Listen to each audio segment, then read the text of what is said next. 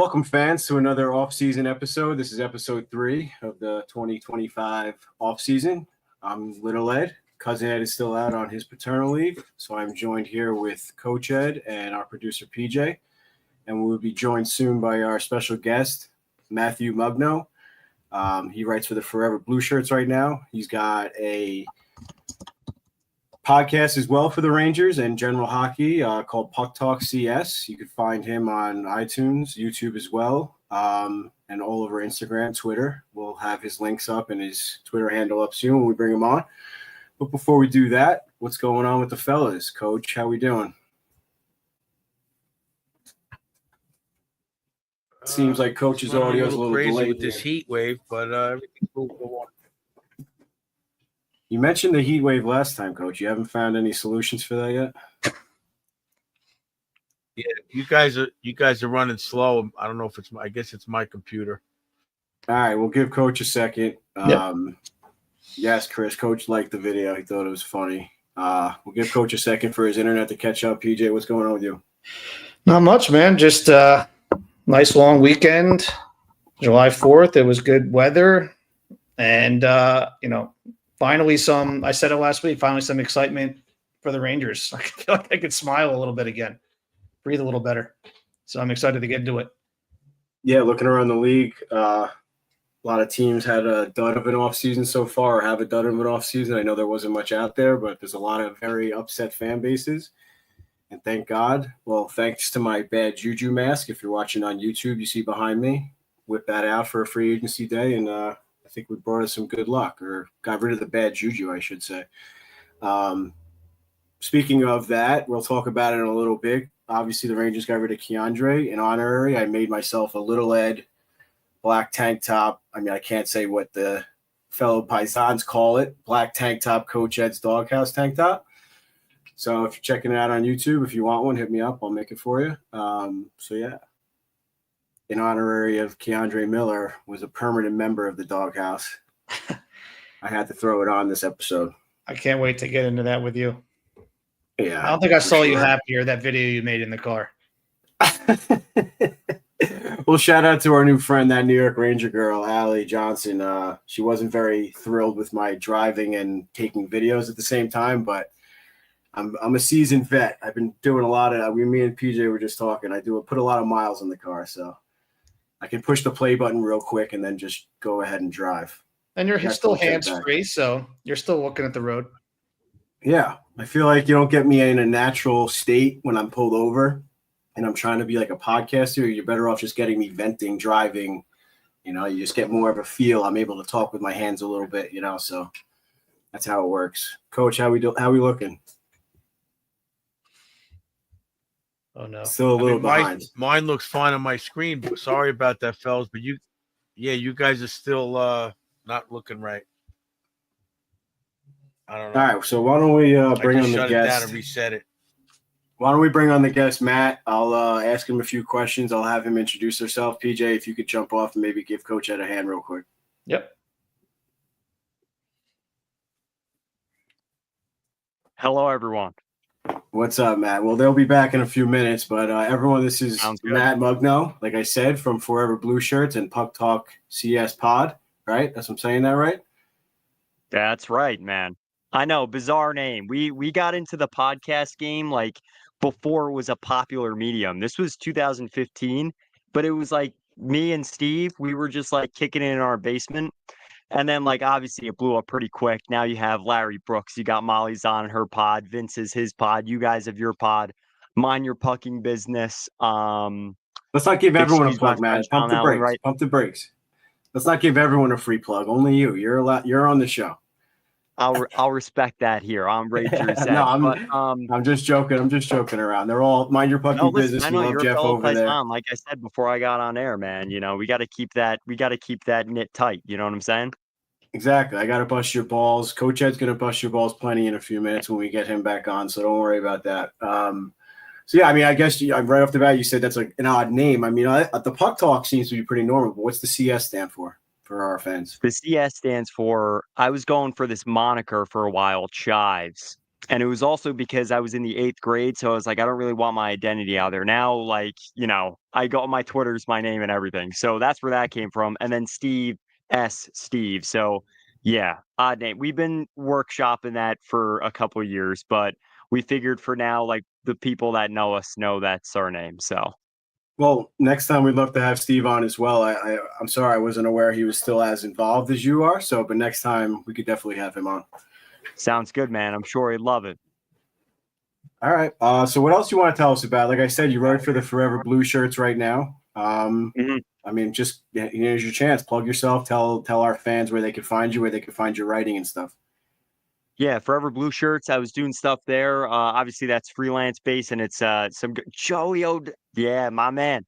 Joey and I go back to QU. So yeah, I broadcast. So I also broadcast on ESPN Plus for RPI, men's and women's That's really hockey. cool. Army West Point. I do their fall sports, the whole collection, and I also cover their men's and women's lacrosse. The men's program is pretty good. So yeah, that's my background. I have a film background too. That's where I work.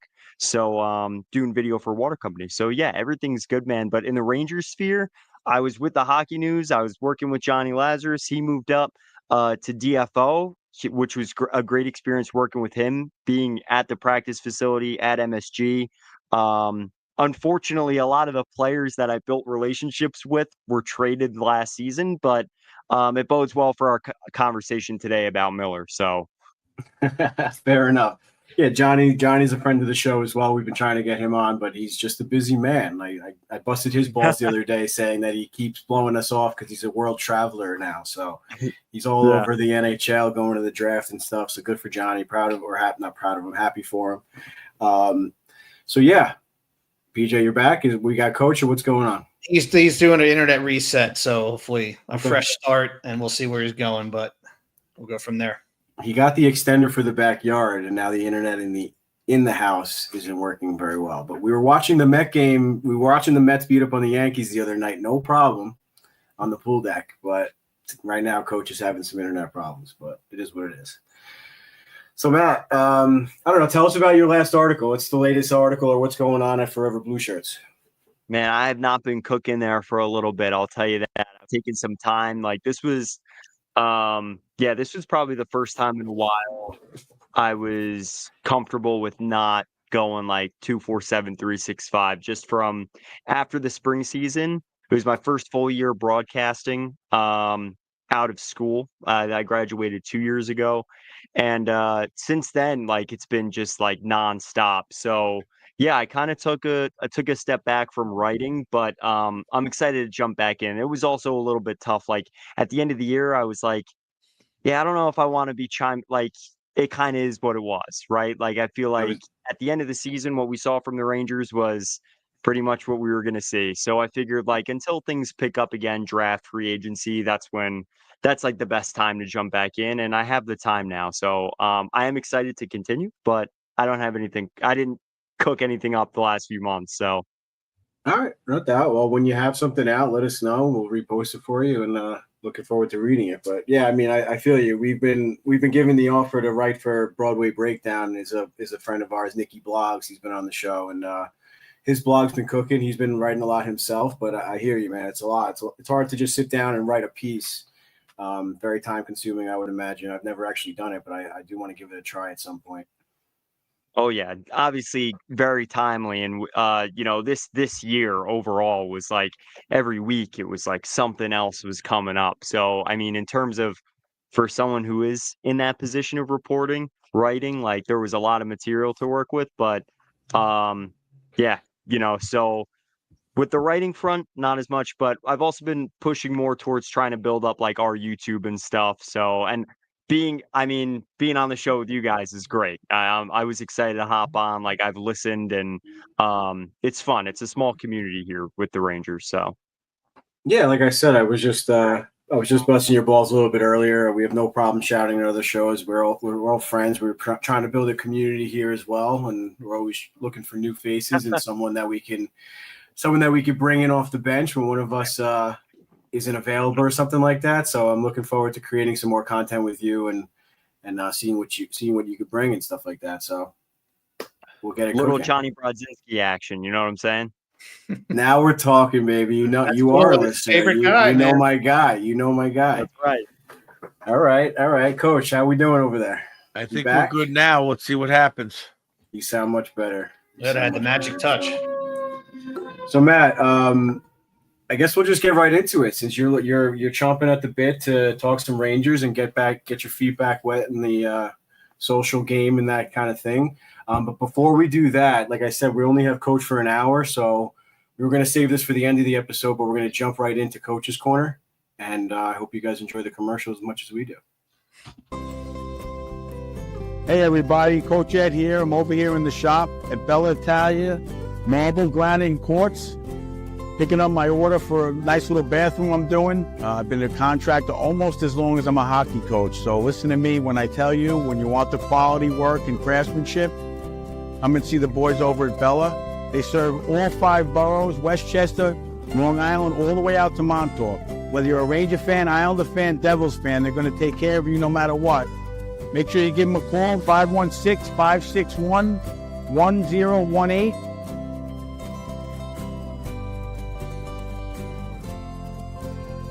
Let's go Rangers.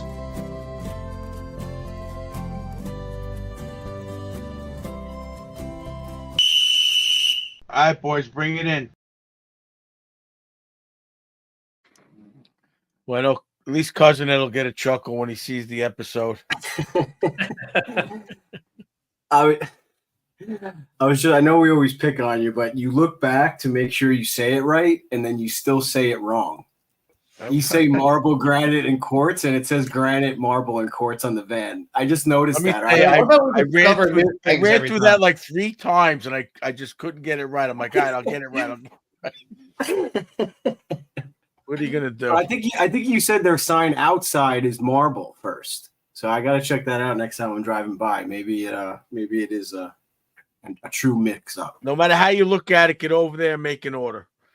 Yeah, exactly. So yeah, Coach Ed's Coach's Corner is sponsored by Bella Italia Marble over at Lawson Boulevard. YouTube, if you saw it on the commercial, a lot of amazing stuff over there.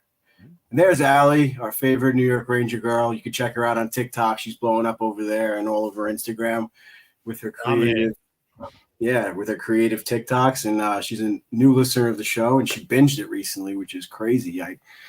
She got to be sick of our voices at this point, but maybe not. Maybe not. I could barely binge a show that I really like on television. God bless her. Oh, you don't watch Seinfeld every single night for the last 40 years? Well, it's not binging. I watch an episode and I fall asleep. Well, I don't know how many episodes she's watching in one sitting, but whatever, we'll see. So, PJ, what do we got for Coach this week? Yeah, so we were gonna with Coach coming on earlier than expected, we were gonna do, you're sitting down, you're Sullivan, you see the moves they made. Let's see you write that lineup board, Coach. Who you got? Well, I'm going to go with on the first line. I'm going to keep Zibanejad on the wing with JT, and I'm going to put Laffy on the other wing. And second line, I'm going to leave Troche, Panarin, and I'm going to put Cooley on that line. Feel he'll create some space with him and Trocheck style for Panarin to have some freedom. And then the third line, I'm going to go with I'm going to keep Parsnip out there. I guess Barad's going to be out there still. I'm not sure who are the forwards that we're going to look at on the third and fourth lines. Fourth line's Carrick, Rempe, and Edstrom. Automatic to start off. We got Radish, right, PJ? Yeah, Radish will probably be third line, right, Coach? So I'd go Radish, either Barad or Othman, and Parsnips to start it off. I think you got to go Othman to start it, at least. I mean, I don't know if we're going to run through this, each of us, but I kind of agree with Coach pretty much all the way through. That puts Laffy back at his true position, right? Or has he always been a right winger? No, he was naturally left. It took forever for him. Remember Gallant? It was a pain in the ass because he'd be like, no, he can't go to the right. He's not ready for the right. And then Laviolette put him there on the right with Trocheck and Panarin, and look what happened. Give him more options with his on his offside there. Yeah, Matt, this Yeah, I is mean, I this is like. kind of a discussion, so feel free to just jump in whenever you got something. Yeah, I like that because you think like the whole reason that Kreider, I believe a major reason why Kreider was moved. You guys actually talked about it last epi, which I loved. Like, I think sometimes people are attached to the numbers, and when the reality is, I think part of it was about how he conducted himself during the season, right? Like, you had to move forward. That was a major part of it. The other part was when you look at the lineup sheet, how many left wingers do they have in the organization? Too many. And he was a left winger, was underperforming. Let's give Lafreniere his shot. He got the bag last year, and he didn't live up to that. So I think putting him in his natural position in that top six on that top line I think that works. He can be Coach, what are you very gonna say? creative. JT Miller finds the seam passes to these guys, so I think Laffy can thrive in that position. Yeah, I'm looking forward to giving him the shot. If it was me, that's for sure. So it sounds like you guys are all in agreement that Perot is going to start in the AHL unless he blows it away in the training camp. Coach, you go first. Yeah, I mean, I don't think you have other guys that have been pushing, and Othman's paid his dues in the AHL for 2+ years. I think he should get the shot unless Perot comes in and just lights it up in training camp and is, Unstoppable. and there's no other choice. But I can't see it. He needs to get his legs with the AHL, in my opinion.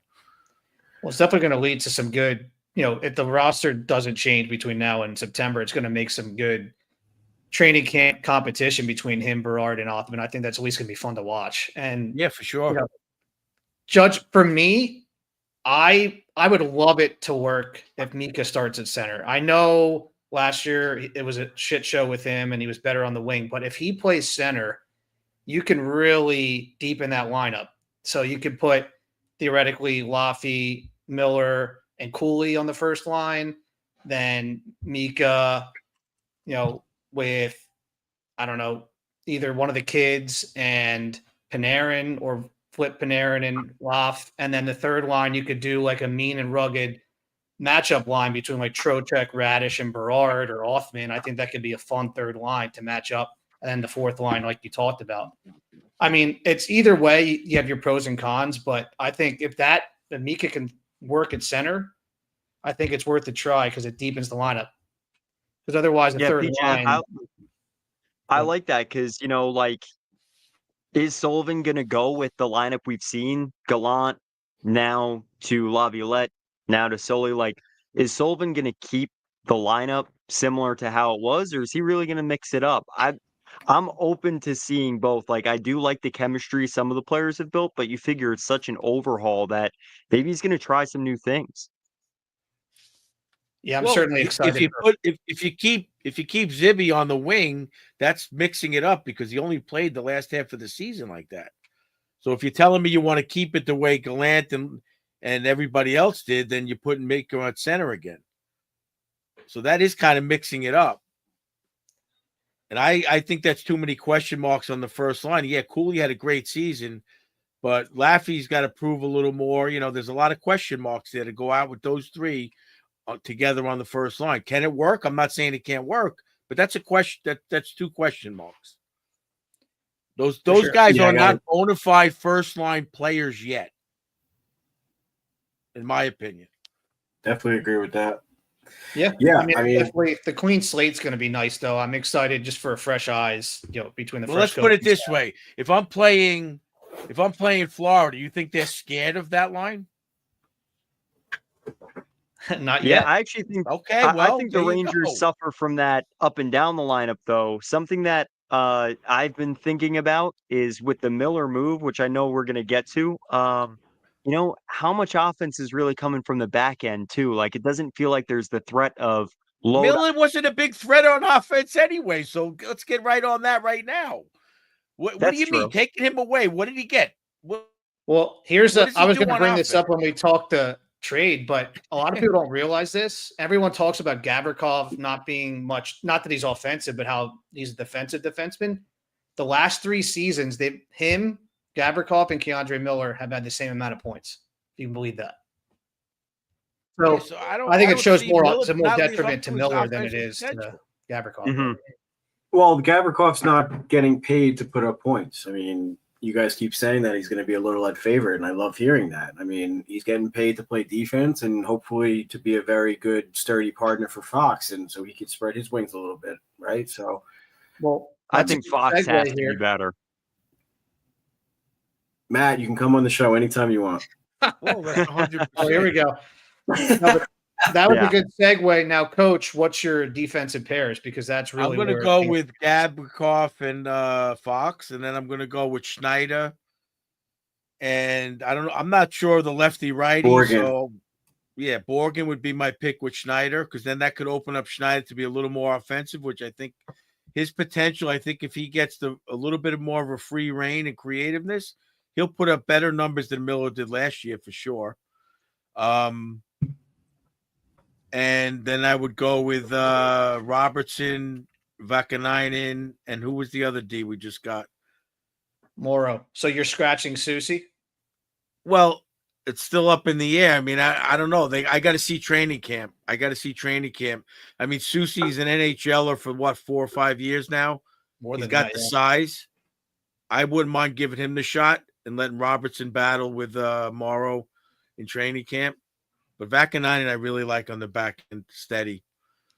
Well, to Matt's point about the offense from the blue line, that tells me, and especially with this trade, that Morrow needs to play.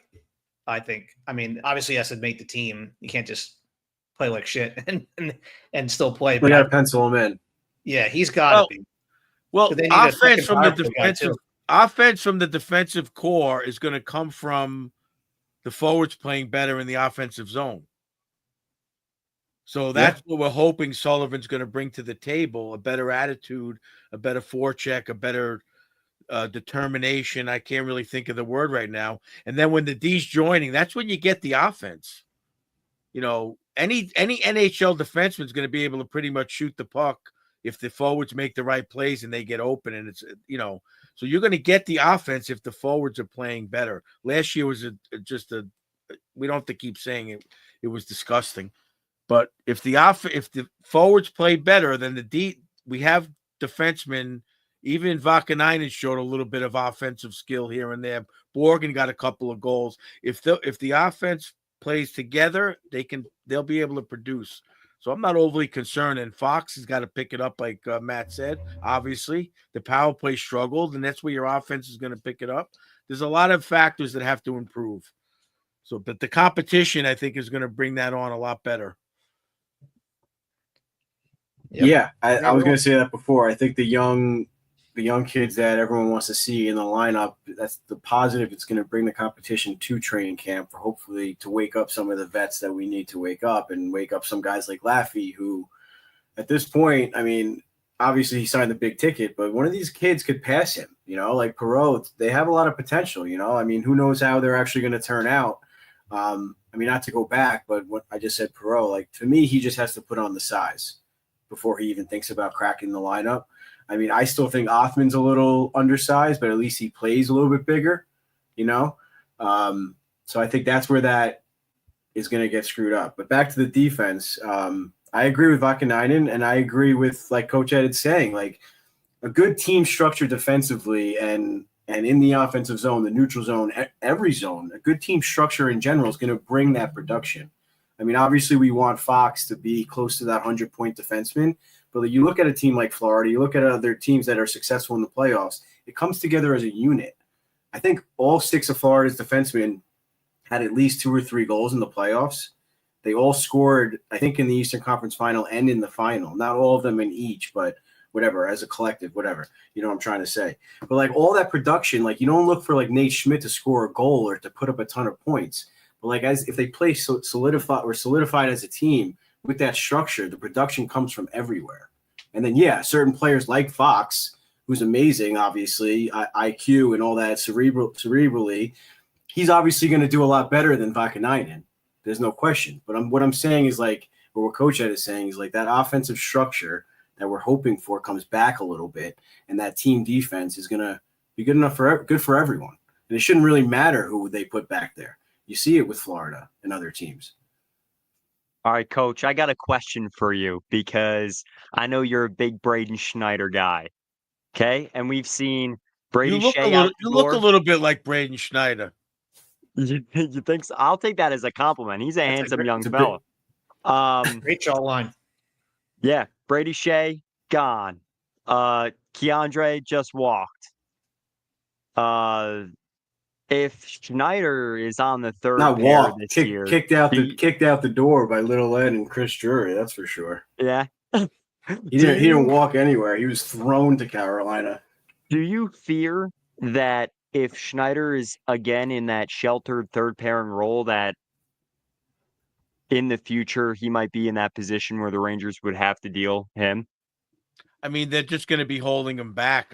I'd be shocked if he's not getting more time this year. They said he was injured last year, so hopefully he comes back healthy. I would be shocked. Yeah, it's going to be frustrating because he's proven himself from the day he came up that he's an NHL caliber defenseman. What his potential? I mean, I think he has a lot more potential offensively, not as much as Keandre does skill wise, but he's a smart player.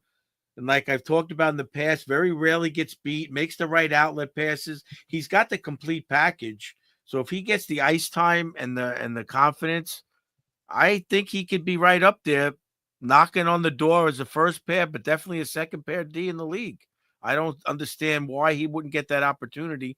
He's proven himself for 3.5 years or 2.5 years? It's at least 2 years. 3, I think. Yeah, right? he came up 3 in years, 21, right? 22. Yeah, I mean, as a 20-year-old, he came up as a 20-year-old, right? He hasn't made glaring mistakes. And he's Last never year- had a consistent partner. You Exactly. mentioned- We talked about that a lot. That's very difficult to do. You know, everybody's making that excuse, especially Cousin Ed, that Keandre never had a partner. We never got a chance here and there. Look at Schneider. Schneider's had, I bet you if you looked at all the stats, he's had probably 15 different D partners in 3 years. Yeah, no, certainly. That's a lot. I would That- guess And he's 15 still right done, off the bat. and he's still not been kicked out of town or traded or really talked about getting traded. I mean, I said it in our group chat. I mean, I'm sure Drury has had plenty of offers to trade him, and he hasn't. Mhm. I know he was supposed to be in the Miller deal, and they denied it. Yeah, the first one. He was That's supposed to crazy. trade deadline in 21-22 when Schneider first came up. They wanted him straight up for Miller, and that would have been JT Miller. Oh, JT. Okay. Mhm. I think you meant in this Miller Mhm. deal with Keandre. Look, No. I go No, back no. to the Yeah, same JT. thing. I only saw the one clip on that MSG Shorts where he has his own personal hockey coach. They review films of every game. I don't see anything with a player like Keandre Miller doing that. And I'm sorry, at that level, if you're not going to do that, you're not going to get to your potential. And he tries everything he can, and he's got the right attitude. You never hear You him. got to treat it as a job. I mean, a lot of players around the league treat it as like they're just playing a game, but they get paid. It's a job, and that comes with, like you just said, having a coach, paying a nutritionist, having this, doing that. Like, it's part of like being successful. And then we read or see that Ryan Reeves said that him and Panarin used to drink until 4 a.m. playing basketball in Panarin's backyard in Connecticut on off days. So, it is what it is. We'll move on from that. No, but I was going to say with just the top. Yeah, that was bonkers. Like everyone on Instagram is saying, like in the comments, like, "Oh, that's so funny! Yeah, Panarin's awesome." I'm like, "What? Like, that's not a good thing." I think it's a Like, bad what are we look for talking sure. about? Obviously, it's hindsight now, but Yeah. Rangers PR can't be thrilled after everything that came out last season, not just with him, No. but just the team in general. Like, they can't be happy that came out. Like, again, like we're being naive if we don't think these guys don't party. They all do, even the Of best. course, I mean, they all drink. I just So- don't want to hear about it. Right, exactly. Well, you also Until hear about after they like, win the cup Florida. and You you're also hear Marchand. about like Florida on their off days. They're all going out to dinner together. They're all doing team bonding thing. Blah blah blah. So depends on how you look at it. Fair. But I just wanted to put a bow on Schneider real quick. I think that this is, I'm with you, Matt, that we talked about this before too. Like if he is going to get blocked by Borgen and Fox on the right side, you can't just let him rot there. So it's got to be make or break this year. And I'm excited to see if with a new labrum in his shoulder that he played the last 2 seasons with, if he can kind of take that next step because they need him to. Let's ask this question: who deserves the second pairing before him? Susie doesn't play better than him when he's healthy. When Schneider's healthy, who are you going to put second pair? Who earned it already? Nobody. I mean, he needs that spot because you're right. Because if Susie's in my opinion, Miller never earned it. He got it, in my opinion. But yeah, if Susie's playing second pair minutes, we got problems. I mean, I'm fine with him playing third pair. And honestly, with some of the contracts that went out in free agency, that 3.2 isn't the worst. Neither is Borgen's contract, if we're being honest now. But yeah, Susie and a Shelton role deal looks pretty golden, actually. Yeah, I think the Borgen deal is going to age pretty well, just based on the small sample. We'll see what happens this year. Yeah, it definitely looks way better today than what it could have been. Hirsch said, "Wait till he gets an Instagram model girlfriend." Someone's playing right to Little Ed on that one. Who's he talking about? Schneider after Miller, because that was the whole Schneider's not getting that Instagram model girlfriend. He's getting that nice school teacher. It's going to be nice. He's not that kind of guy. He's a good boy. Yeah. He's going to have the little house with a white picket fence, living the life. Hopefully with a few cup rings. I want to go back to this comment by Vitale. It's a good last question to finish. Wait a minute. You didn't ask me who's the starting goalie. I was going to, but I didn't want to open yourself up to that. Oh, man. I don't want to make you sign off, PJ, so I'm going to say it's just Durkin. Thank you. I mean, for all the crap, people get, I just want to say I'm excited to hopefully a better defensive structure. That's just going to amplify his game more. And again, a goalie making $10 million and more of the percentage of the cap than Igor is won a cup back to back. Just saying. But I wanted to bring is Coach Ed an op on this one? Is he like a John Quick should start 82 games guy? No, not 82 games, but if he beats out, if he's playing better, he should play. That's all I'm saying. That's fair. All right, that's fair. That's all I'm saying. But I wanted to finish off Coach's Corner, different segue. That I thought this comment by Vitale. Go back to the question. Yeah, this Vitale question was good. I think we can all finish up on this. Do you think Kreider's loss from the locker room is going to impact this fragile team more than we think? No, I'll tell you first and foremost, the only reporter Kreider talked to in my time with the hockey news was Brooks. That was the only one I saw him talk to. Maybe Vince and maybe Staple. But once here or there, Kreider spoke once to the media after a game in a scrum the entire time I was reporting. So I don't. Which season were you there for? I don't think he's that guy. That was 23-24. And that was the happy vibe season too. Yeah. Yes. Yeah, it's funny you say that. I just don't think he was that guy.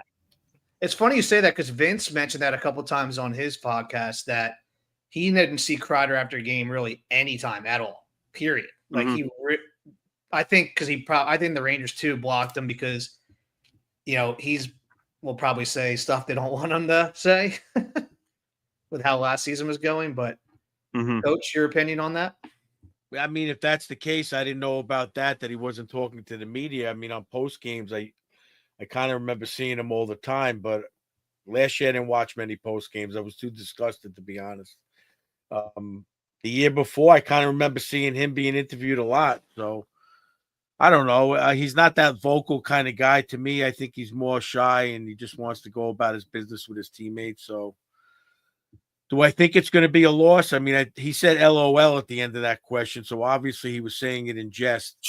I don't think it's going to hurt the locker room. I think that's why Sullivan went and visited Mika probably immediately to clear the air and talk to him about it, because obviously it's pretty known that he's buddies with him. I don't think anybody else on the team is really close to him like Mika. So I think that would be the only issue in my opinion. I think Trocheck would get over it and straighten things out. I don't think he's a professional. The other guys are too young to figure that kind of stuff out at this point, I think. All right. I concur. And I think ranted about Kreider. step up in that role too. I'm sorry, bud. Go ahead. No, what'd you say? I think Cooley's ready to step up and take a better role. Third year in. Oh, yeah, go ahead. I think he's ready. I think he'll do it on the ice. We said we were going to do our leadership choices. Maybe we'll save it for another episode. But I mean, I ranted about Kreider too. I mean, just the way he carried himself last season leaves a bad taste in my mouth, and I can't imagine he was a treat to be around in the locker room. Probably no one really was last year, I would imagine. But like I said, the biggest thing for me, and I mean, looking back on it, like when he wasn't the choice of captain, it like spoke words, like whatever I'm trying to say. You know what I mean? Like, obviously, if he wanted to be captain, or if like they thought he deserved it, they would have given it to him. He was the longest standing Ranger. Trouba comes from Winnipeg out of nowhere. They named him captain. You know what I mean? Like, it would have been Kreider if he was that guy, and he's just not. Right. It's time for the fan base to accept it. Yeah, and from my understanding, I think you guys were talking about this last epi. I think it was the players' vote, which also I think speaks to that group in 21-22. I think we all can concur was pretty special. You know, it seemed like there was a good team bond, and even the additions they had, like obviously Frankie V was a dog, but even locker room wise, it seemed like they had a great chemistry and a history with one another.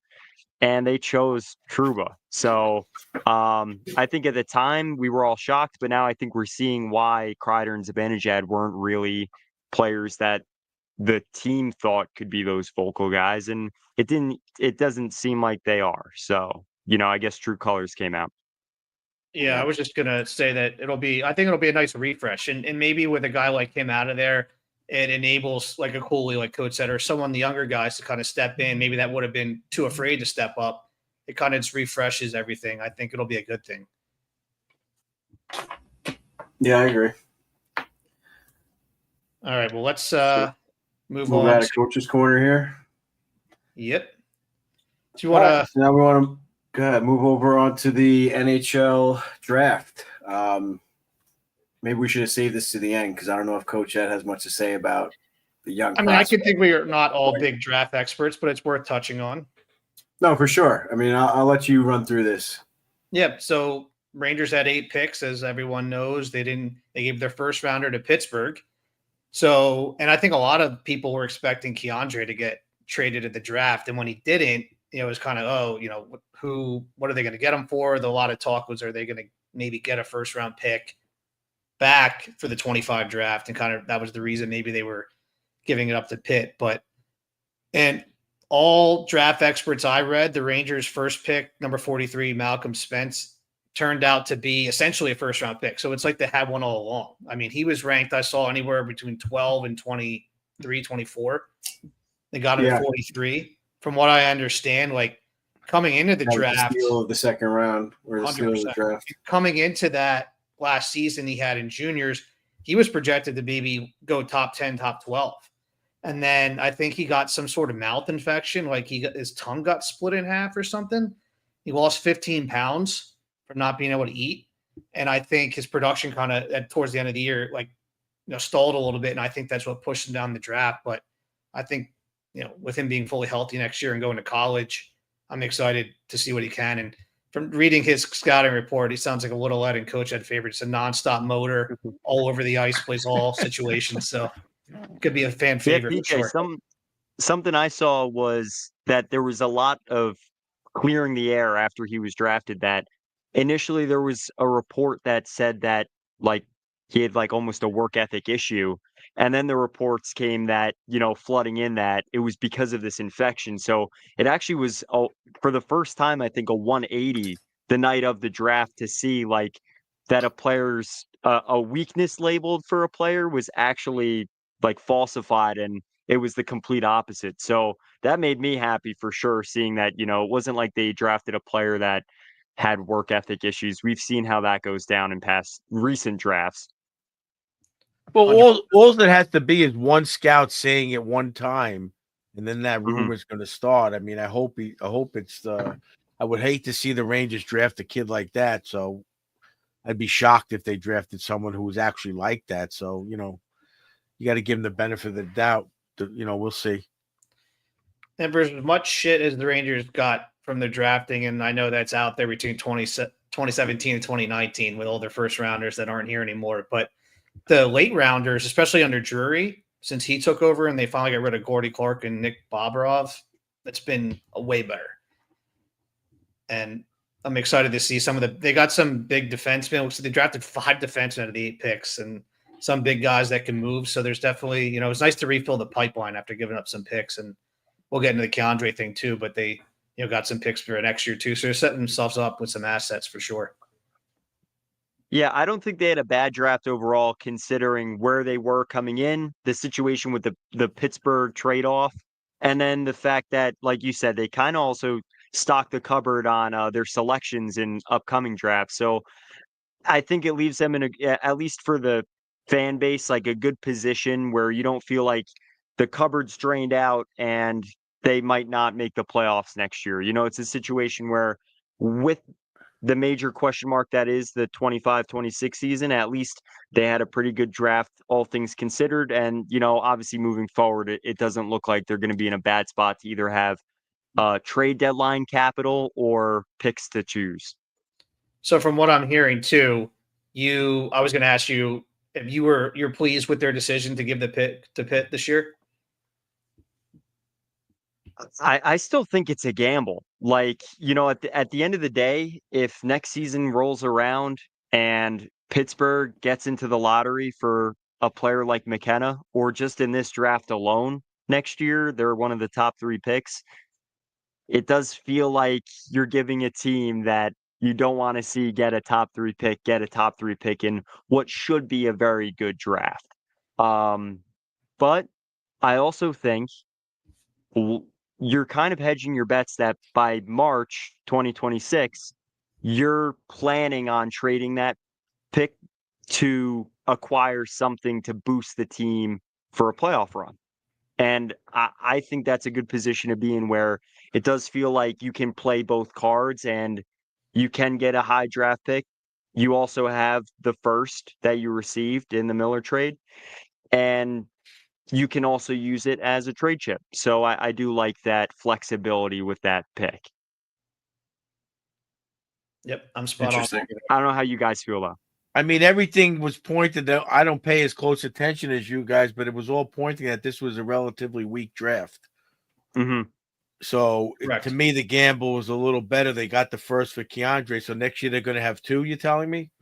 So then you're in a better position. Like Matt said, you could trade one of them if we need to, or you just have 2 firsts next year. And we got a bunch of young guys still percolating. So you don't really have, you could also have too much. So it's a good gamble to me.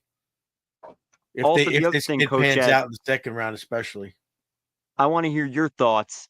This draft had a few centers go in that first round, which I think, obviously, from your perspective behind the bench, how important the center is. Do you feel like they missed on the opportunity to take a center, even if it was a weaker draft? I mean, it's possible, but you got to, I don't know. I always put trust in these guys. I mean, they got to be paying attention. If we're paying attention to that, they have to be paying attention to that. They have to have some kind of plan. And like we just said, they got 2 first rounders next year. So maybe they could pick 2 centers next year that are very close. You know what I'm saying? So they already have Trocheck locked up. Miller's there for a couple more years. You have guys. Mika's got how many more years too? Does Perot play center? 5. Coach. Perot's a winger. 5. Yeah, So Mika's you got on guys the book locked for 5. up. But they did, not that they're going to be anything like a top 6 dynamo center, but they did get that Carey Terrance in the back from Kreider. That's a center. And it sounds like the kid, from what I briefly read in the 4th round, they got the Norway kid, Eriksson, apparently has some big upside. They took a big swing on him. Like if he hits, that's going to look like a big time steal. But, I see what you're saying, Matt. From what I understand, I think like there were a lot of centers, but apparently I think they were going to go all top 10. And unless Drury could have traded up, which it sounded like he tried to do with Miller, from what the reports said. And I think when that didn't materialize, he was kind of like, you know what, I'm not going to get who I want to get. I don't understand. You're telling me we couldn't get a top 10 pick for Miller in this year's draft, but Carolina pays him $8 million a year. Different teams You know what? value That's different a very things. valuable point. I understand what you're saying because he's now All the I heard highest was paid you guys defenseman on his team. texting. All I heard was the reports you guys were sending. There's no offers for him. There's this, there's that, but and Carolina gives up a first and pays him $8 million a year for how many years? 5 years, 6 years, 7. 8 years. 8 years, It was yeah, 8, was it? 7.5. Yeah. That's a freaking big gamble, man. Oh yeah, we'll get to that. I don't know. Those numbers that equation doesn't add up to me. Brendan Moore must see something that we don't. Maybe he's an NHL coach, but he hasn't won yet. Well, it's We're already on the We're already on the subject. We might as well just talk about. Well, I got to get on the while Chris is subject still before here I anyway. leave. So, All right, Yeah. we'll do Miller now. Well, want to put a bow on the draft? Are we all done with the draft talk? Matt, you got anything to add? I mean, you did a great job breaking that down. I thought this draft overall was pretty. It seemed like a weaker draft. The Rangers, although I think they did well, I don't think it was a draft that if something comes from it, great. But I don't know, PJ. It doesn't seem like any of the players that were drafted are like these highly touted prospects. No, I mean, other than like Spence will be. I don't know if Spence is going to be like a first winger, like 50 goal guy. But I think Spence could be a top 6 guy potentially. So he's definitely a guy that could be a winner for them. But yeah, other than that, they're all dart throws. I mean, no one really knows. I mean, I remember when Cooley got drafted, the talk at the time was, oh, he can't skate. He could have a good shot. They drafted him too high. I can't believe they traded him for traded a second round, got a second rounder and wasted on him. That was the reports at the time. I remember reading that stuff on draft day. And then look what happened. So you never know. Really. Of course you don't, but that's why I think they go for this. That's why I'd be surprised if this kid isn't a good character player. Because that seems to be what I feel Drury's been drafting pretty good at in the later rounds, is getting these guys like, I don't know who drafted Edstrom, but a guy like Edstrom, he's in there playing. A guy like Cooley, obviously. These guys are all, you got to get guys that are willing to put in the off-season time and the off-ice time. It's a tough gamble, but I think I'd rather have those guys personally, so. It seems like that's kind of been his drafting style. Character, hardworking, tenacious guys. It seems that that's where he's been drafting guys lately, if you look at their traits. So we'll see if it comes to fruition. But yeah, we'll move on. We'll do Miller before Coach leaves, and we'll backtrack and go through free agency. So Keandre Miller, Little Ed was fired up. We knew it was going to probably happen, but I don't know about you guys. I was getting nervous that Drury was losing leverage because he didn't get traded on draft night. Everyone and their mother knew the Rangers are signing Gavrikov. And then all of a sudden, they're like, if they sign Gavrikov, unless they make other moves, they can't really fit Miller. And if you do, you're signed to a 1-year deal in arbitration probably. You're bringing another unhappy guy back in. And I was like, also don't want to just give Miller away. So you're in a tough spot. And boy, did Drury pull a rabbit out of a hat. And, I remember when the report came out that it was Carolina, I was like, he better nail this trade because it's risky trading in division. So, he gets the conditional first rounder, and I'll just read the conditions just in case you didn't hear it, Coach. I think that makes him smarter than he looks, trading him to Carolina. It's almost like diabolical. Like, I don't care about you at all. You can go in the division for all I care. But that was the biggest thing for me. Yeah. Yeah. Condition on the first. So they'll get the higher of Carolina's own pick and the pick they got from Dallas. But it is top 10 protected. So if either one of those picks is in the top 10, they'll get the second pick. If both are in the top 10, which there's no way in hell, then they get the unprotected 2027 first. And then they also get a second rounder in 2026, and then Scott Morrow, who we'll get into. So nailed it for me. Coach, you want to start? I mean, I pretty much went through a little bit of a rant. Anybody who listens knows he was in the doghouse most of his career for me. So I don't see it as being a big loss. I just feel that it opens up the door for Schneider, who I think deserves it, and that's how I look at it. Little Ed, your time to shine. Yeah, I mean, the biggest thing you already touched on is like Drury had zero hesitation, unless he truly had no other offers. He had zero hesitation sending this guy who's supposed to be the next coming of Victor Hedman, like Cousin Ed always says. And, like he had no problem sending him to Carolina, who, if the Rangers are getting anywhere in the playoffs, they have to go through Carolina, we would assume, right? So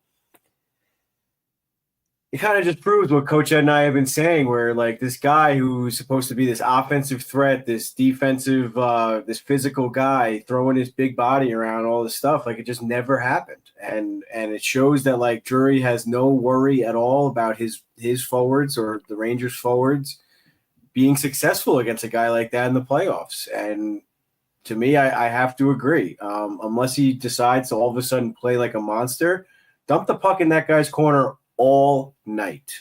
He's a disaster. He has no idea where he's going to be on the ice. His defensive awareness. All I hear about, he's going to excel in Rod Brindamore's system. What is it? Chasing pucks around the defensive zone? I don't know. Like, to me, it's like I don't care how good his footwork is and how good of a skater he is. If you have zero defensive awareness or defensive instinct, it's never going to work, and I'm shocked. Like Coach had said before, I'm shocked a guy like Rod Brindamore, we saw the clip on Instagram, he wants a guy like Keandre. I don't know what he sees in him. Maybe I'm eating my words in a few months. God hope I am not. But for 7.5 for whatever he signed for that many years later, that's crazy. It's just crazy. It's like, look, Brady Shea. I said it on a pod. If I had his body, God, where I would be right now. Brady Shea had how many goals with the Rangers? He put up some numbers with the Rangers, right? I don't think he got his first season was his best, I believe. He had some decent numbers offensively. I thought he was a good player. I know a lot of people didn't like him. He went to Brindamore. Now he gets 20 goals, 18 goals. He's up there offensively. So, yeah, a guy like Brady Shea, who in New York showed some decent offensive ability, excelled there. But Keandre showed to me zero. So maybe they see something. But to me, it all comes down to playoffs. And that's where Shea tails off. Guys could play 82 games and excel. Come playoff time, we obviously have seen it for the last few years. It's a different animal. When the going gets tough, man. Yeah, when the going gets tough. And this league is taking a big turn. I mean, yeah, he could keep up footwork-wise, but we keep bringing up Florida, but they're the gold standard right now. That defense, you don't want to go into a corner with one of those guys. Any of them, 1 through 6, 1 through 7, probably. You just don't. To me, I'm dumping in Keandre's corner all night and exposing him. You just don't. You can't do that to any of the guys on Florida or really Vegas. The list goes on. It's a different animal, and I just can't see it. There's a lot of guys I could picture that I could see the potential, but you don't just snap out of it overnight and all of a sudden you're a beast. It's either in you or it's not. To me, I don't know. Matt? Yeah, I think to add on that, hockey IQ, I think, is the knock on Miller. And I just think, every hockey fan, coach, player, former player knows that, like you just said, it doesn't happen overnight. Now, this is a player, like you said, physique-wise, massive wingspan, active stick. His top speed burst, 23 miles an hour for defenseman, 94th percentile in the NHL, right? He hits all those markers. We've seen what he can do. We see what he's capable of. And as we mentioned, when your system is working and you have the forwards launching out of the zone and you have guys to hit on that exit pass, and it's not this confusion like we saw with New York this year, he probably will have more success in that system. Where I think he'll struggle is where we see the flaws and where we've seen the flaws, right? It felt the same way with Brady Shea, where it was yes, he got paid and now he's struggling a little bit. Urgency. And he goes to That was Carolina. the word I was Yeah, looking he's doing for. all right, but he's playing the same way that we saw him play. And I think that's what we're going to see from Miller. He may play better, but the same. I just don't see that IQ changing and shifting overnight. Like, I think what we see is what they're going to get. And even if that's an amplified version, I don't think it's a better version or a player that, is going to just change. Now, something to add too is he'll be playing with Jacob Slavin. So that's going to be a massive anchor for him in a good way. A player that he can play off of. And That might I'd hurt argue the best Slavin, though. defensive Yeah, I was going to defense in the say NHL. an anchor in a negative way for Slavin, but Yeah, it could certainly be. But I sit comfortably on the fence. Like, I can also see where, if you're Drury and like you said, coach, if you're going to trade this guy in division, you have to, and as you said, Little Ed, like all day in that corner, all day. But at the same time, if he does start to excel, you think to yourself, well, like, yeah, we have some draft capital in return, but, you lost a player that under a new regime maybe could have been a better player. But also at the same time, PJ, I want to add one last thing before we go to your opinion here. I felt like it was a disaster waiting to happen too, because his 22-23 year was pretty good. That 24 playoff, it was like, when you see a little kid and everyone's sledding and you see the sled and it's about to hit the little kid and you're like, oh no, that's what it felt like. 24 playoffs, it was like the worst time for a contract year to be coming up, because now you only have 82 games to prove your worth, which is an extremely small window. So especially if you wanted a mega contract, which he was looking for, and it sounded like the Rangers did offer him short term, like a 2-year, but we knew he wasn't taking that. So yeah, I think IQ is the major factor with, his game not excelling to the next level. But I also see, tools, right system, maybe they're able to get through and with a partner like Slavin really bring his offensive game out there. I understand. I'm kind of sick and tired of hearing like he's got to play in the right system. You mean to tell I watched him play in the Rangers, and yeah, you could tell me it wasn't a great system. Whatever the system is, who the hell knows? I saw him more than once a game skate up to the offensive blue line, make everybody stop, and then dump it in.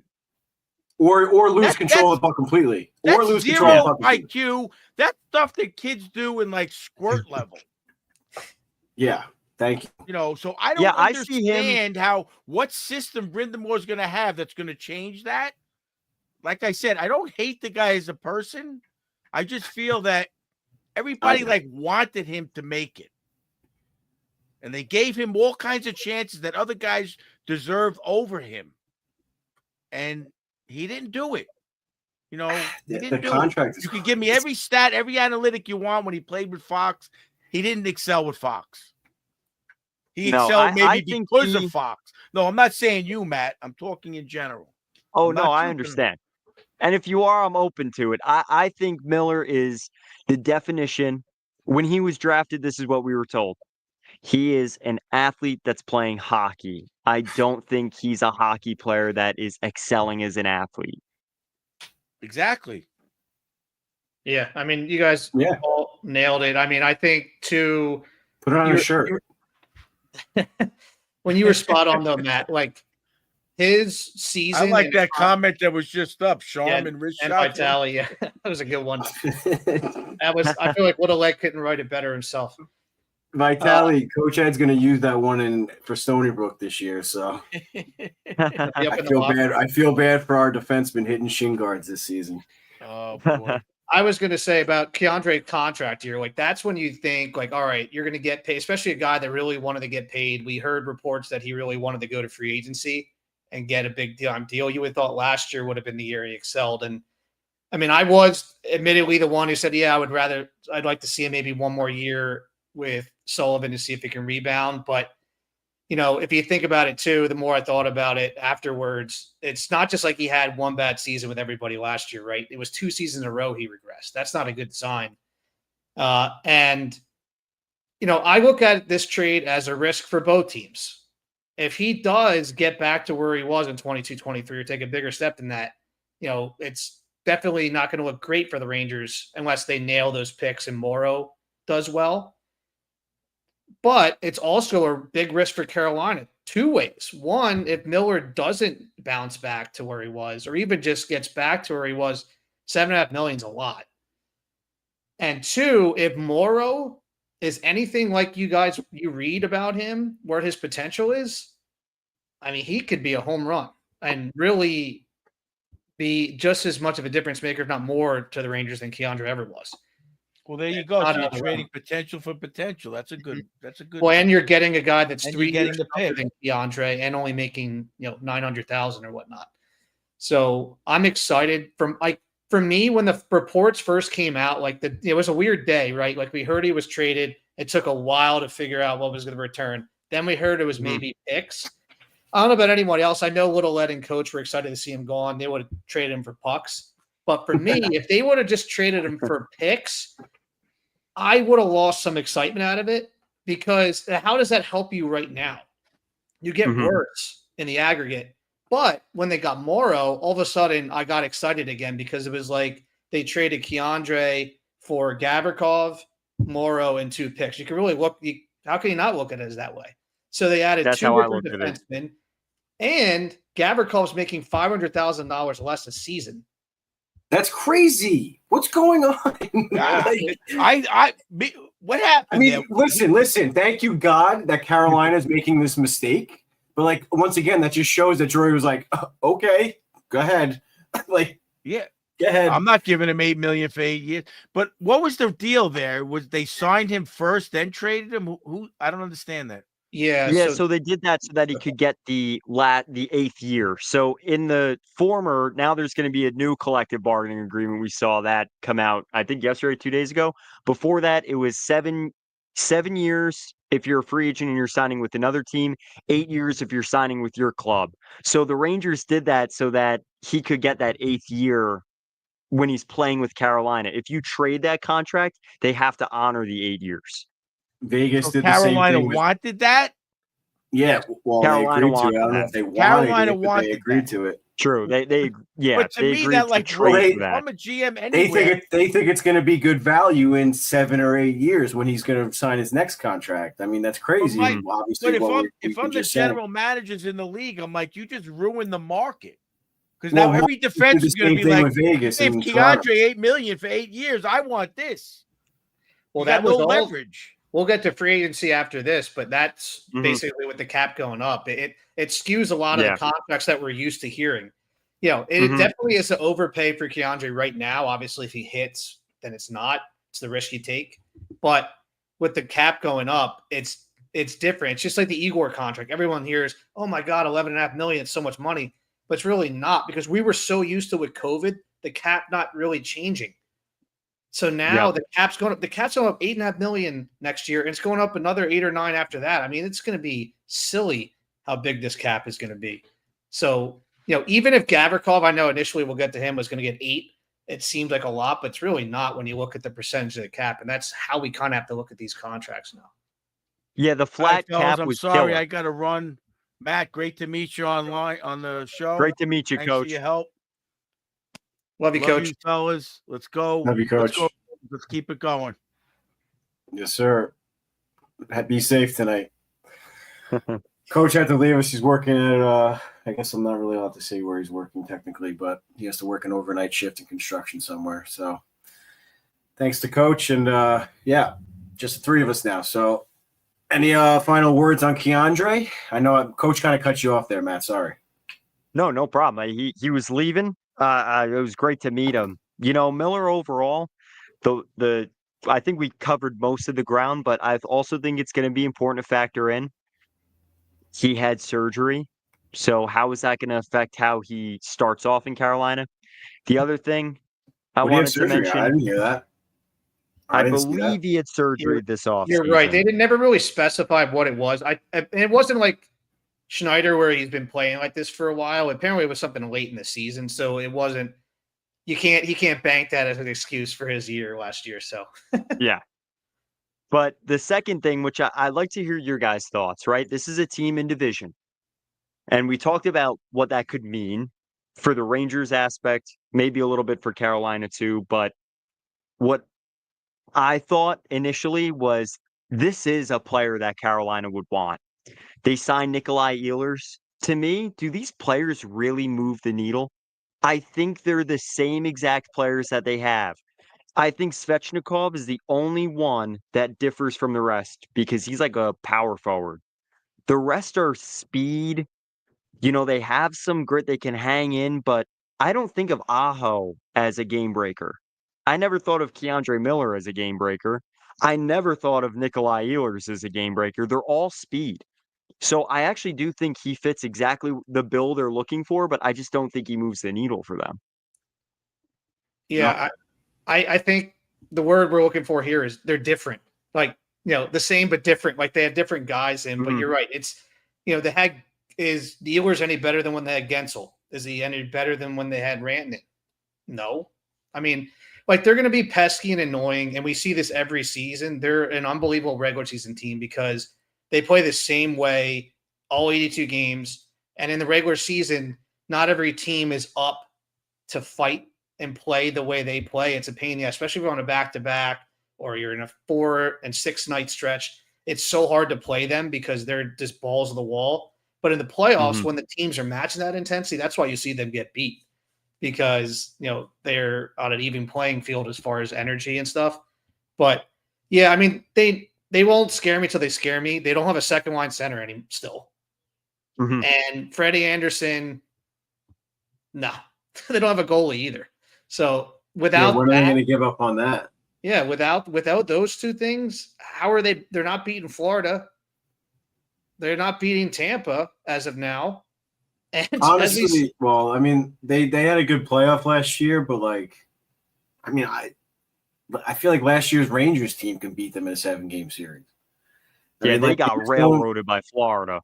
Like they just don't have any of those we say again game breakers to me. Like even Aho, I've been saying all night, like these guys get tossed around. Like against a team like Florida with big mean defensemen. Like I was listening to I give Chicklets a shout out all the time, but that stupid friggin' Pasha, the Devils fan, trying to say that Jack Hughes is putting on size. I'm like, where? Like, what do you like? These guys get tossed around. Like, if you don't put on a little bit of size, you have to be like lightning fast. And even at that point, like the guys that are lightning fast are big too. It's like you can't. There's no room for small guys. I feel like in this league anymore. At least to be successful in the playoffs. We'll see what Marner can do with Vegas, but like even a guy like him, I think when the going gets tough, it's hard to like we say, like go into the corners against these guys. Yeah, and Vegas has some trees in the back end. Like they don't have bushes back. They got some tall guys on their back end. So I'm sure that helps the forwards a lot. Yeah. And to finish the Carolina stuff off and tie a bow with Miller, I'm curious to see how he does there. I mean, I think his speed and his skating will help. But from what I understand, they play a very, very strict man-to-man. And we saw Miller struggle hard. I heard that too. Which is interesting. Playing man-to-man, you have to have a lot of instinct. You have to kind of predict where that guy's going to go. Right. And, like I said, I don't care how fast his foot speed is. You can't keep up with these guys. You can't. Like, you see a guy like Barkov, who's not really the fastest guy, just outwork people down low and just find open space no matter what. It's just it's a completely different animal. I know I bring up Florida a lot. I wish I was a Florida fan. I think that might be it. We know. You should have seen the group chat during the Panthers Ed podcast. You were getting cousin Ed was having a conniption because he despises Florida from living down there. He lives in Miami, Matt, and outside of Miami. And little Ed was just gassing up Florida the whole series. It's hard. It's hard not to because like I always say, like I wish the Rangers play like that, and I've been meaning to put another video on. Like I think Florida winning again is good for us as fans because it brings the hockey to another level. Because now every team is going to try to mimic Florida's recipe, and it just increases all the competition for us to watch. So that's the big thing for me is like that's how I want hockey to be played. I think that's what it was meant to be played like. So having them win and be successful, I think that's good for the league. That's my Well, hot take. St. Louis, Shots when they fired. won the cup, that was incredible, an incredible run. But no one looked at St. Louis and said, okay, we need to build our team like that.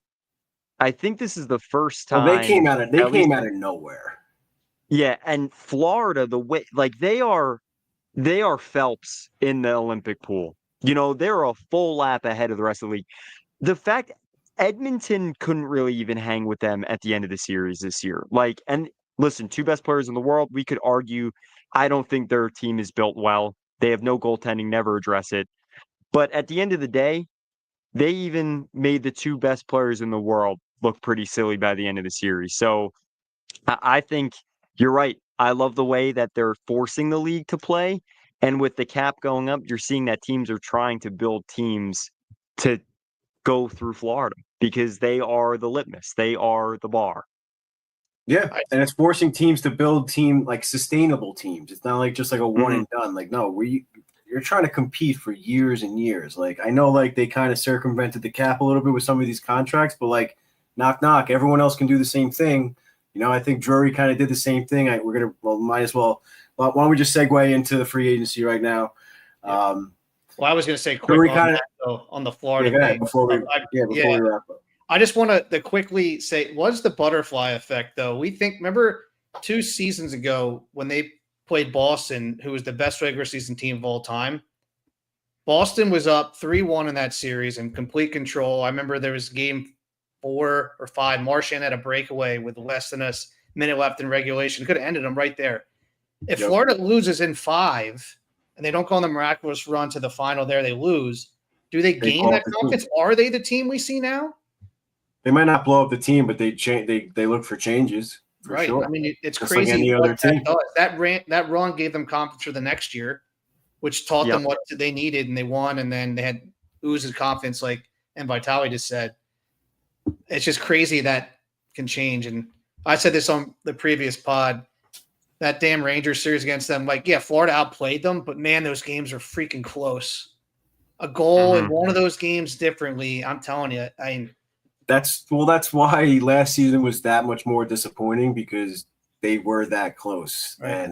And us as fans, we know that the pieces were there. I mean, now there's been some changes, but there were pieces there. And that was the biggest disappointment is like I said about Kreider, what happened, dude? Your friend got traded? I'm sorry.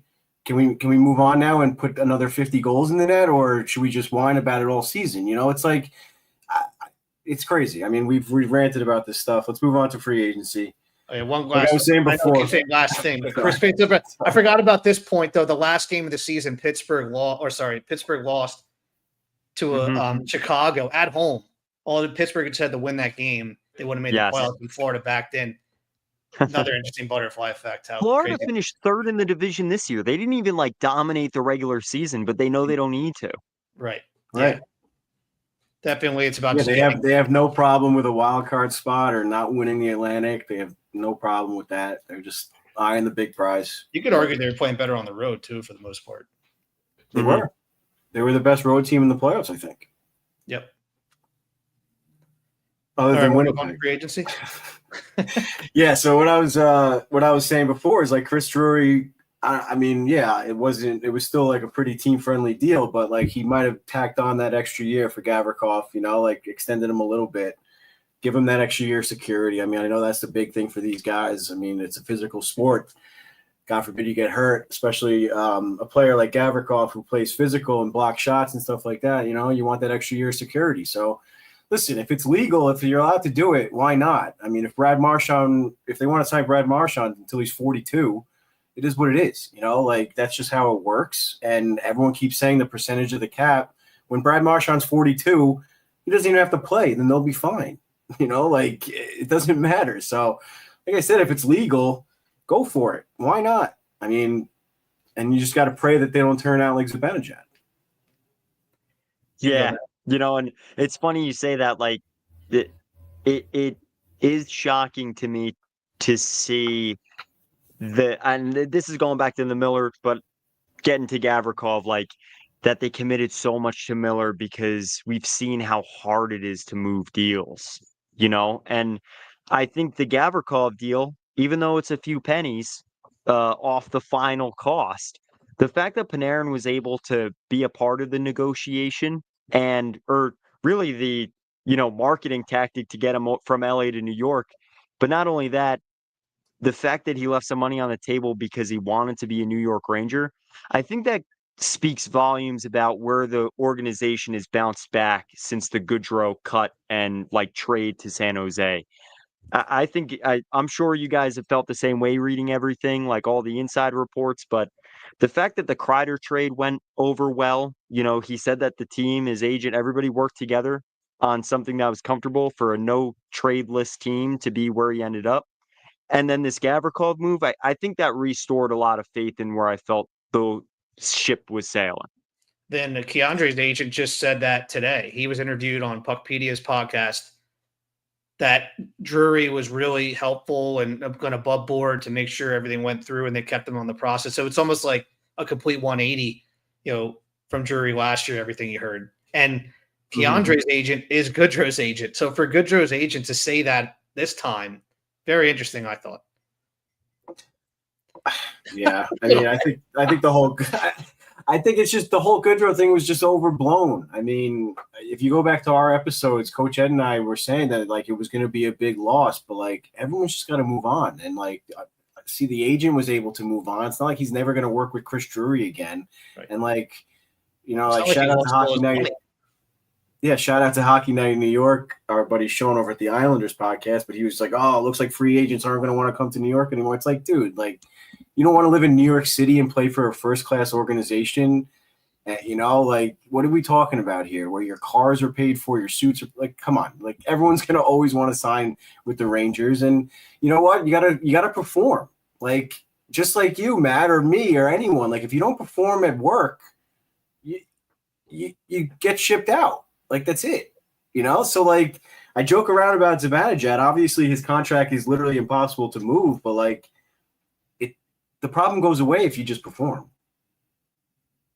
or at least show some effort that you're trying to solve a Zibanejad problem, or the situation we saw. PJ said this earlier, flipping the Miller move to me was more of this indirect trade for Gavrikov. You used the money for Miller and signed a defensive defenseman, and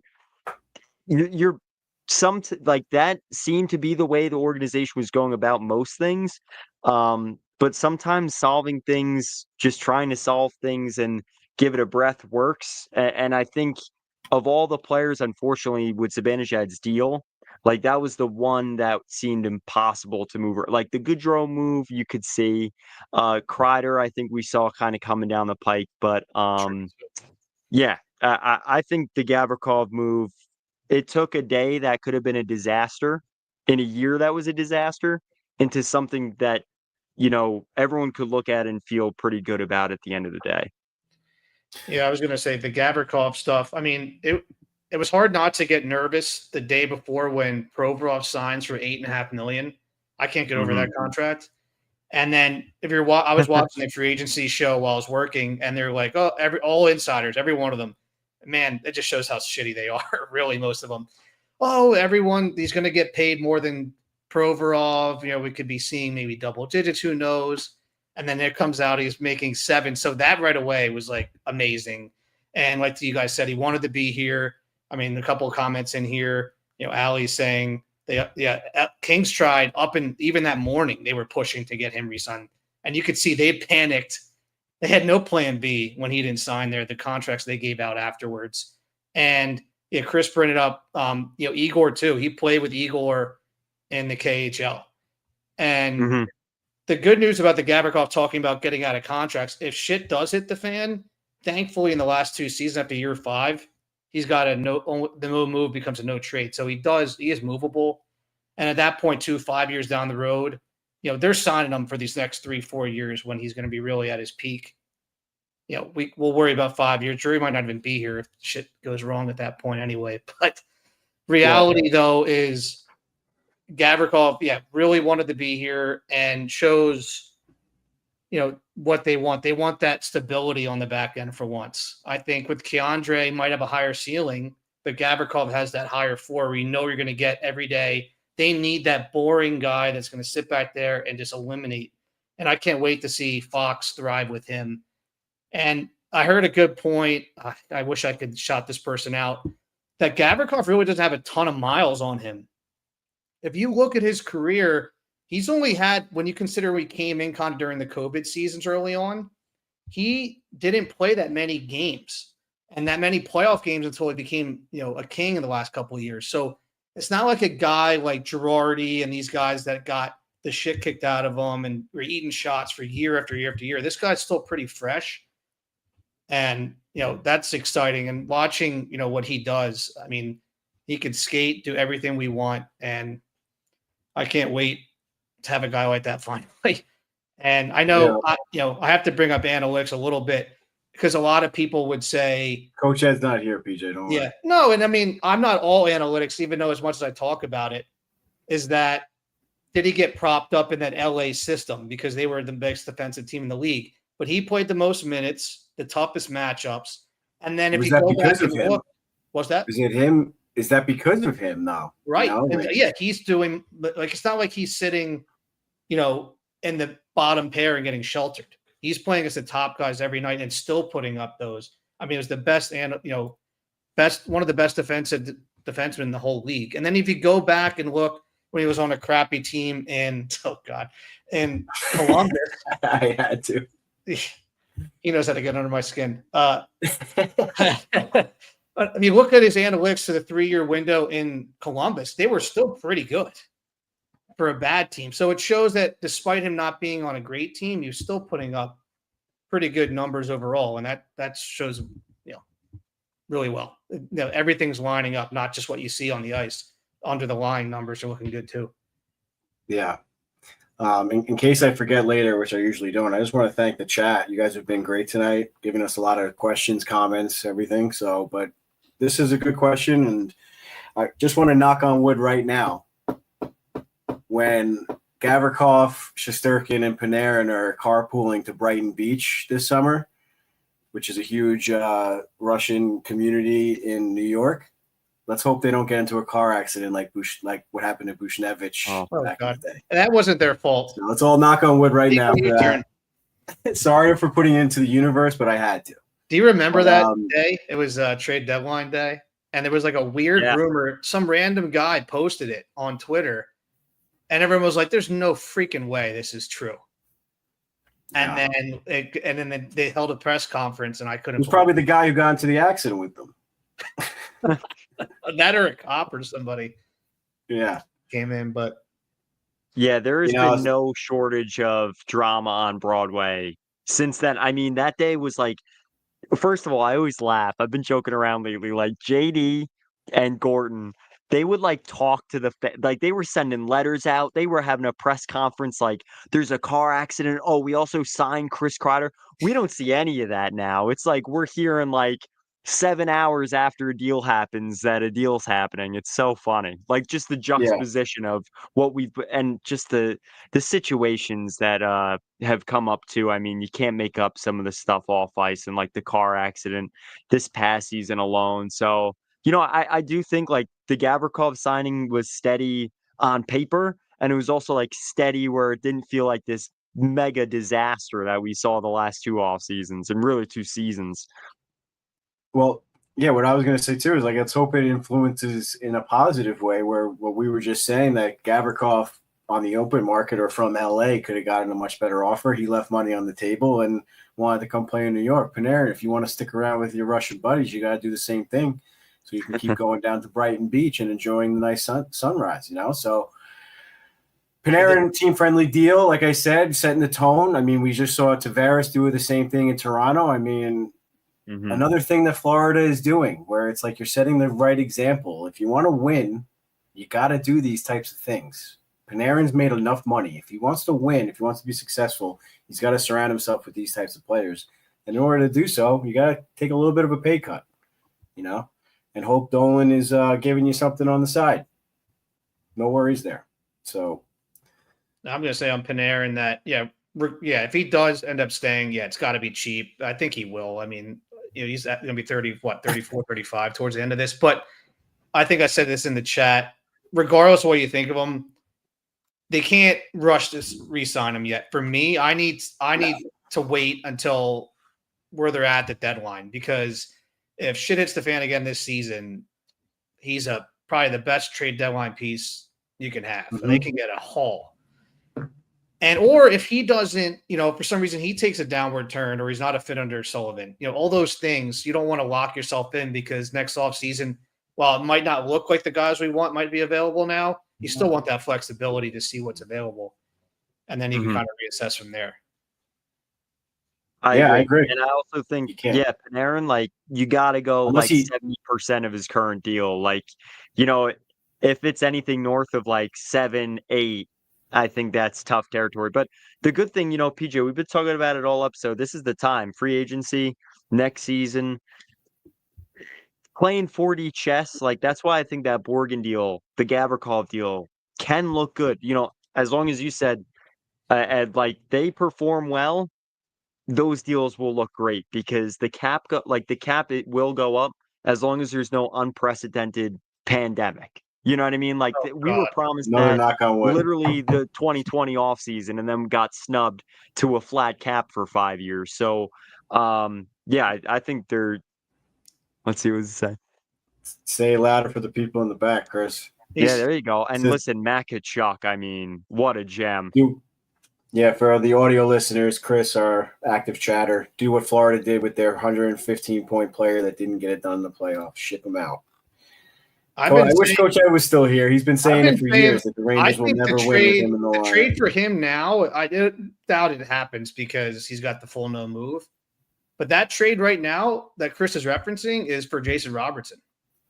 You're bringing a younger version, a winger. He's only 25. He's really established like Tkachuk was at the time. And I don't want to hear about his skating, because Tkachuk's one of the worst skaters in the league. Now, Robertson isn't as nasty as he is, but it's just, if you're talking about changing up a culture, that's the trade. That's the version of it. Brady Tkachuk, but Ottawa's not trading him. Robertson's legit available. So but what kind of culture change is Robertson bringing? I'm not, you know what I mean?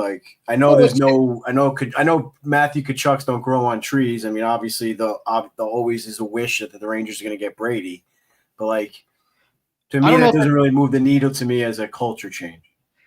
Well, I don't know if it's more of a him bringing the culture change, just bringing Panarin out, and then you're changing up the core, and it becomes other people's core now. It's JT Miller stepping up more. It's Cooley pulling up more. It's more him out. Do you already have that player in the lineup, and just by giving him more time, he takes another step, he becomes that factor for you? Will Cooley, I think, could be your homegrown. I've seen Matt Nyes light. Some people refer to him as Brady Tkachuk light. I think he's got that build. I'd be curious to see where that ends up. And like you're saying, with that stated, PJ, do they need a culture shift trade if they have a player within the lineup that can take that step and become that factor? And you also kind of move to a younger version of a Panarin. I'm still weary of that, though, because I'm personally not a Mitch Marner guy. That style. To me, I don't know if we were meaning to go this deeply into Panarin, but to me, it's we ship out Panarin, and everyone's well, first of all, he's probably not going anywhere, because he was just part of the reason that Gavrikov came here, so all of a sudden Panarin's not going to be you know what, I hate it here. But anyway, if it were to happen, if the Rangers said, listen, we're not re-signing you, even if you want a team-friendly deal, we don't want you here, whatever, blah, blah, blah. Even if it does happen, you got to bank on Laffy, Cooley. You don't replace Panarin 1-for-1. You replace Panarin by committee. And that's what I've been preaching pretty much all podcasts, is as a team unit, as a team system, realistically, yes, you need that 100-point guy, which JT Miller is very capable of getting 100 points. So Zibanejad, we've seen it. He could put up 70. I mean, even in a very successful season, I think he still has a potential of hitting 80. You replace these guys with people they already have. Laffy has to step up and put up 70, even 80, whatever. He has to. There's no other choice. Cooley, yes, hopefully he's not going to regress. His playing style, his character, he's just going to keep going, I think. hopefully he puts up another 30, 40, 50 points. Like these guys, it's time for them to take the next step. If they decide to ship out Panarin, you don't necessarily have to get back another Panarin, in my opinion. And I think Coach Ed would probably agree. Like I'm not trying to call you out, PJ. Robertson's a phenomenal player, but that's just kind of like a lateral move to me where he's just going to be another flashy guy in the regular season. And I know he had a decent playoff. I know he was hurt, but to me, his playing style doesn't move the needle. That's not. I'm just thinking the fact he's only 25. Like I'm just thinking. Trust me, I get what you're saying. I'm just rebuttaling it a little bit. Where I think the superstars are already on the Rangers. They just have to take that next step. Yeah. I mean, you have Igor in net. Say that again, Matt. I said you have Igor in net. Like that. You get in and you can go far with that alone. So, and we saw obviously lived through Lundqvist's tenure as a Ranger, so we know that. Who was the highest? I'm bringing up Florida again. Who was their highest point getter in the regular season? Was it Barkov? It was him or Reinhardt? I think it was Reinhardt. And was it 100? Probably not. No. Well, he did have 60 goals last year, but did he almost? Well, he's there. I don't understand how that happens, but he just doesn't miss. But my point is, yes, they have guys tickling that, but like they don't have anybody putting up like 120, 130, 140 points like other teams have. I mean, Panarin, we've seen it. He has that capability, but like it doesn't really translate in the playoffs. You need that committee, that joint, like just everyone chipping in a little bit, because then a player like Panarin, you're able to just key on him and the rest of the line falls apart, or realistically the rest of the team could fall apart if you're really just banking on one or two guys. Yeah, I also think Panarin's the type of player that when the ice shrinks, and we've seen it happen, he starts to struggle, and like we've seen that time and time again. I did not expect to jump into Panarin tonight, but I love it. Yeah, it is what it is. That's what it's tough. It's tough because he kind of get pushed. He did help bring them back on the map. I mean, he's been nothing but productive since he's been here, and he's had some big moments. Yeah, he hasn't been quite like he is in the regular season in the playoffs, but he's had some big playoff moments. It's undeniable there. I mean, sure, we want more. Of course, we want more. But I mean, I know Chris says ship him out of town. I don't necessarily disagree, but I have no problem with him being a secondary piece. Like you have a player like JT Miller. We haven't seen him in the playoffs in a Rangers uniform in a long time. Like you have other players, whereas, like I said, like if you shut down Panarin in the playoffs, there wasn't much else. I mean, Zibanejad scored some clutch goals. I mean, Kreider did his job a little bit last or 2 years ago in the playoffs. Like if you shut down Panarin, you're not getting that like true like offensive threat. Now they have JT Miller. Now they're trying to build. They're trying to make things happen. And like I said, if Lafferty steps up, that was him. Doesn't step up, right? Yeah, he did it because they shut down Panarin. But last year they, like. Laffy disappears, also Panarin disappears, the whole line falls apart. So you need those other guys that, like, if Panarin disappears in the playoffs, we could say, like, oh, no, tip your cap to the other team. They shut down Panarin. We still won. It's just like you can't just say, like, oh, well, they shut down Panarin. We have zero chance. I saw Lazzy talking about sorry, just to go ahead. Add one final point to that. Like, Lazzy was talking about on Morning Cup of Hockey, like, Kucherov, Panarin, Pasternak, like they were all held to one goal or point in a series against Florida. Maybe Matthews too. Like right. these are I saw that episode. They are undeniable. McDavid, like it comes to a point where I think you tip your cap to a team like Florida and say, all right, well, they didn't just do it to us; they did it to everyone. But moving forward, that's not the situation you want to be in. Right, exactly. You say it a lot less words than I do, Matt. So I'll give you that. I was very efficient. But that's exactly right. But I have to rebuttal this comment by Chris. He's saying Panarin railroaded the rebuild. And I see this on Twitter that the Rangers rebuild failed. Did it? Yeah, they didn't. They had some picks that didn't pan out, but they made the conference final twice. And had one of the best regular season in history. So yeah, maybe some of the kids we drafted didn't become stars that we wanted, like Kakko, for example. But Anderson, I think other teams, look at the other teams that have rebuilt. Buffalo, Chicago, San Jose, they would kill for that. Buffalo would kill in the playoffs. So I don't yeah, even think they Right. shouldn't have even really ever called it a rebuild, because realistically, if you sign a player like Panarin, you kind of have a feeling that's going to happen. You know what I mean? So I think they should have just called it. Well, now teams are calling it a retool. The word rebuild is kind of fizzling out because they see teams like Buffalo, even Chicago now. Everyone's saying, "Oh, they should have taken the next step." It's almost impossible to get out of a rebuild in this league. I mean, I see San Jose doing it, but like even San Jose starting to make those moves where it's like, okay, yeah, we need to. These young kids aren't going to do it all. It's impossible. Mhm. You know, like, and Buffalo, I don't know what goes on because it seems like they do sign decent guys, but like it all just goes to shit there. But like these other teams where this NHL, especially when there's like 36 teams, you can't disappear for 5 years. When the hell are you ever going to come back? And You those know what I teams mean? are Like it's got to be that. It's got to be that retool, especially with the salary cap going up, and you can afford it. I think we complain about it all the time. The no move and the no trade clause obviously handcuffs a lot of teams, and that's a big issue. But that's never going to change. Yeah, players will never agree to that. Yeah, but I mean, I guess let's wrap it up and talk about some Will Cooley, a player And we that we can, think is. Elaborate Go on ahead. our grades. I want to get Matt's grade when we're done so far in the off season, because then we put those out for everybody.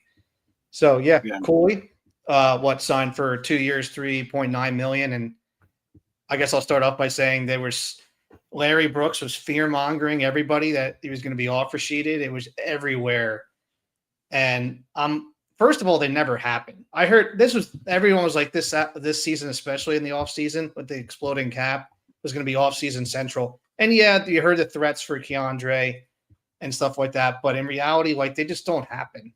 And you could tell, the other people forget that they have to agree to those contracts. But definitely a good deal for Cooley. I think, it helps the Rangers now because they need to fit it. And, I think in 2 years, if he continues what he's going, and Matt said it earlier, the comparisons, Matthew White, all these guys, I'm definitely excited to see him in more expanded role because it's right there for him in all situations. Yeah, I mean, this is a home run deal. You got him on a bridge, and then you're extending him. I mean, highly likely extending him when the cap's up. So you just this is a time where we talked about the flat cap all night. This is a time where it's like, this is a home run. This is the T. Like, This is I the player couldn't you picture want. a better situation. In fact, I talked about Miller being in the worst situation as a free agent. This feels like the best situation. A player that you were able to bridge, and then when he wants that big contract, it's going to come in a time when the cap is supposed to go up and up and up and exponentially grow. I mean, what a better position to be in. And it gives him a little bit more time from the player's end of the bargain, like to excel and grow. And there's not this immense pressure that he just signed, an eight mil AAV 8-year contract. So yeah, I think from that standpoint, on paper, the negotiation itself, great. Yeah, no offer sheet, like you avoid any of that drama, and you know exactly what you're getting with him, right? It's so simple. So obviously I think everyone in Rangerland can sing his praises, and I'm happy to. Yeah, I don't think. I mean, I've been saying it all episode, but I guess maybe here's some proof. I don't think his playing style really allows for a regression. I mean, other than, I feel like I'm jinxing everything this episode, other than an injury, knock on wood again, his playing style just doesn't fit a regression. Like he's not that flashy guy where all of a sudden like his moves aren't going to work. He's not going to have confidence with the puck. Like his goals come from hard work. I mean, how many times did we see last season of him finishing a shot and ending up on top of the net? That happens to you maybe once in your career. I feel like it happened to him like 3 or 4 times last season. So I feel like he could be that Chris Kreider that we actually always wanted, that hard forechecker, consistent player, like that playing style. And I think that he can easily replace a Chris Kreider on the penalty kill or on the power play. And I guess the penalty kill as well. But realistically on the power play, a player like him, he's never going to be afraid to stand in front of the net. He's going to take the beating if he has to, and he'll get open and he'll create havoc down low if he has to. Player like him, very coachable. If Coach Ed was here, I'll agree with him. If we had 20 or whatever, 20 players like Cooley on the team, you'd be very successful. Like that kind of mentality, that kind of coachability. Like I said, you tell him to do something, he's going to go out there the next shift and just do it. Or at least that's what it seems like to me. And I love watching him play. He quickly turned into my favorite forward. And I don't really see that changing as long as he continues on this path. And I think he's a Matthew Tkachuk or a Brady Tkachuk light. He's not going to be like this like nasty, like chirping guy like they are. But like, how many hits did he throw last year? Didn't he break the Rangers record? Sure did. Single season record, So like that doesn't go away. What I was saying about Keandre not happening overnight, the opposite's going to happen with Cooley. That doesn't go away overnight. Just because he signed a contract, he's going to want that next big contract, and it's going to come because that kid's going to be awesome. And kind of like you said, regression, not being able to regress the way he plays, that's probably the reason, right, where he was still good last year despite all the shit around him.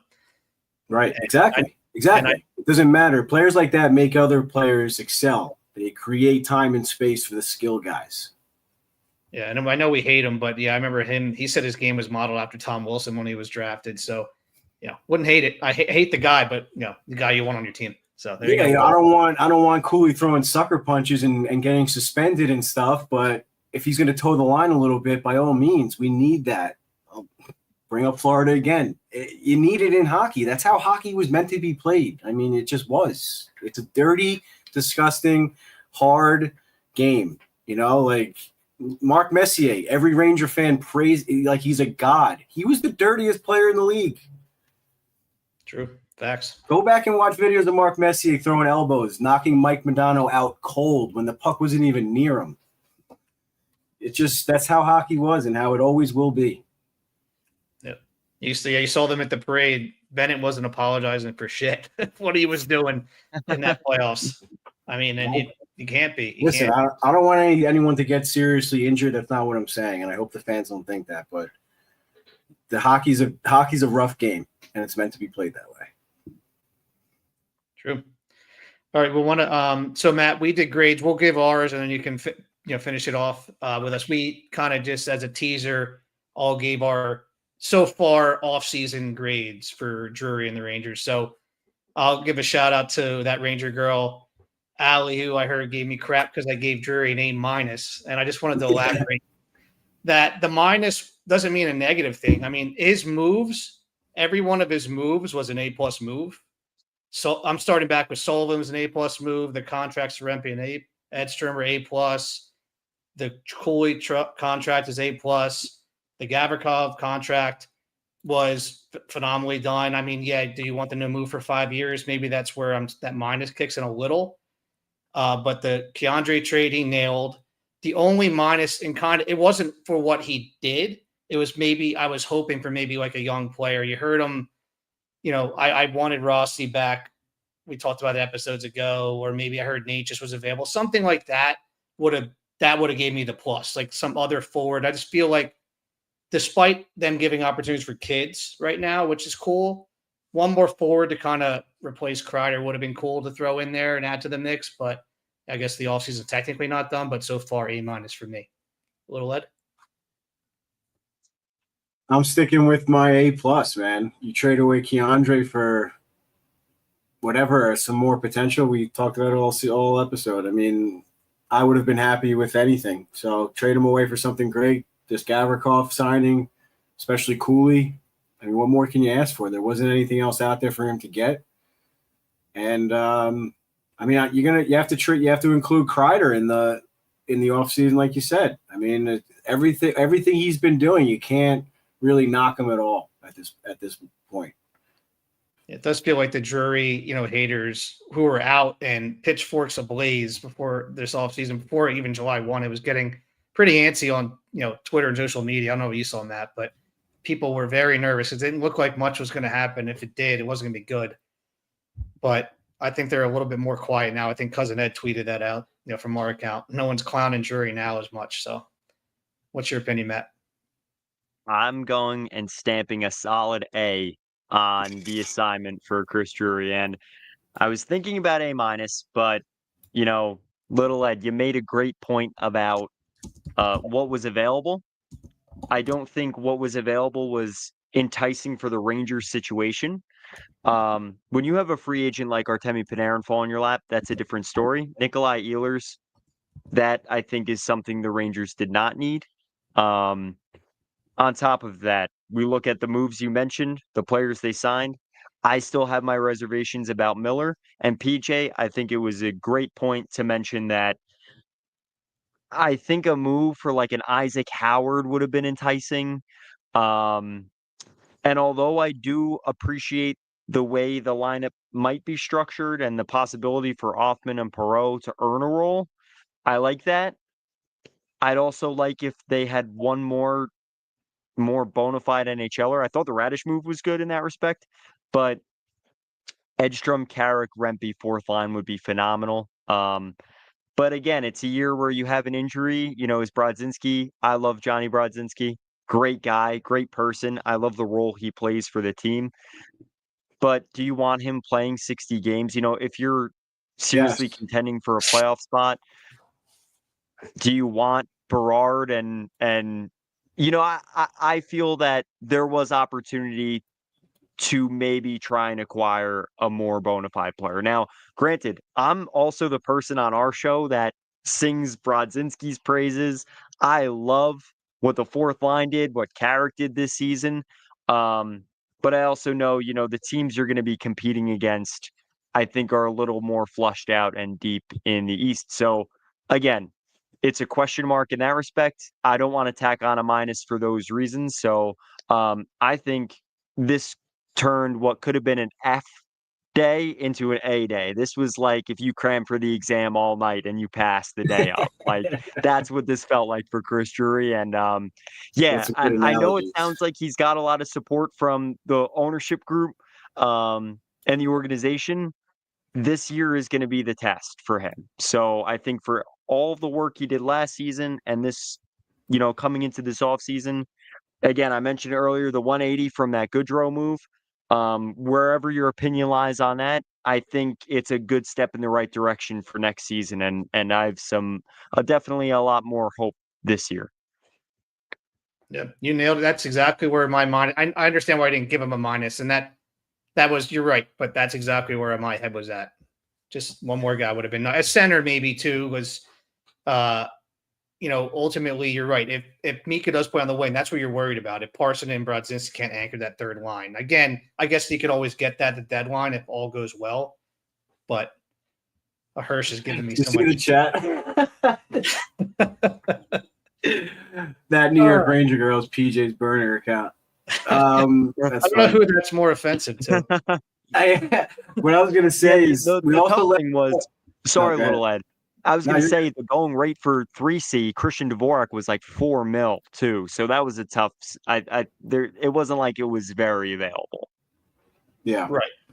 Yeah, they would have had to definitely move out Susie. Like there would have to be subsequent moves to be able to make it happen. But that's kind of where my head was at. Like ideally, if you can give me the perfect offseason, that would have been it.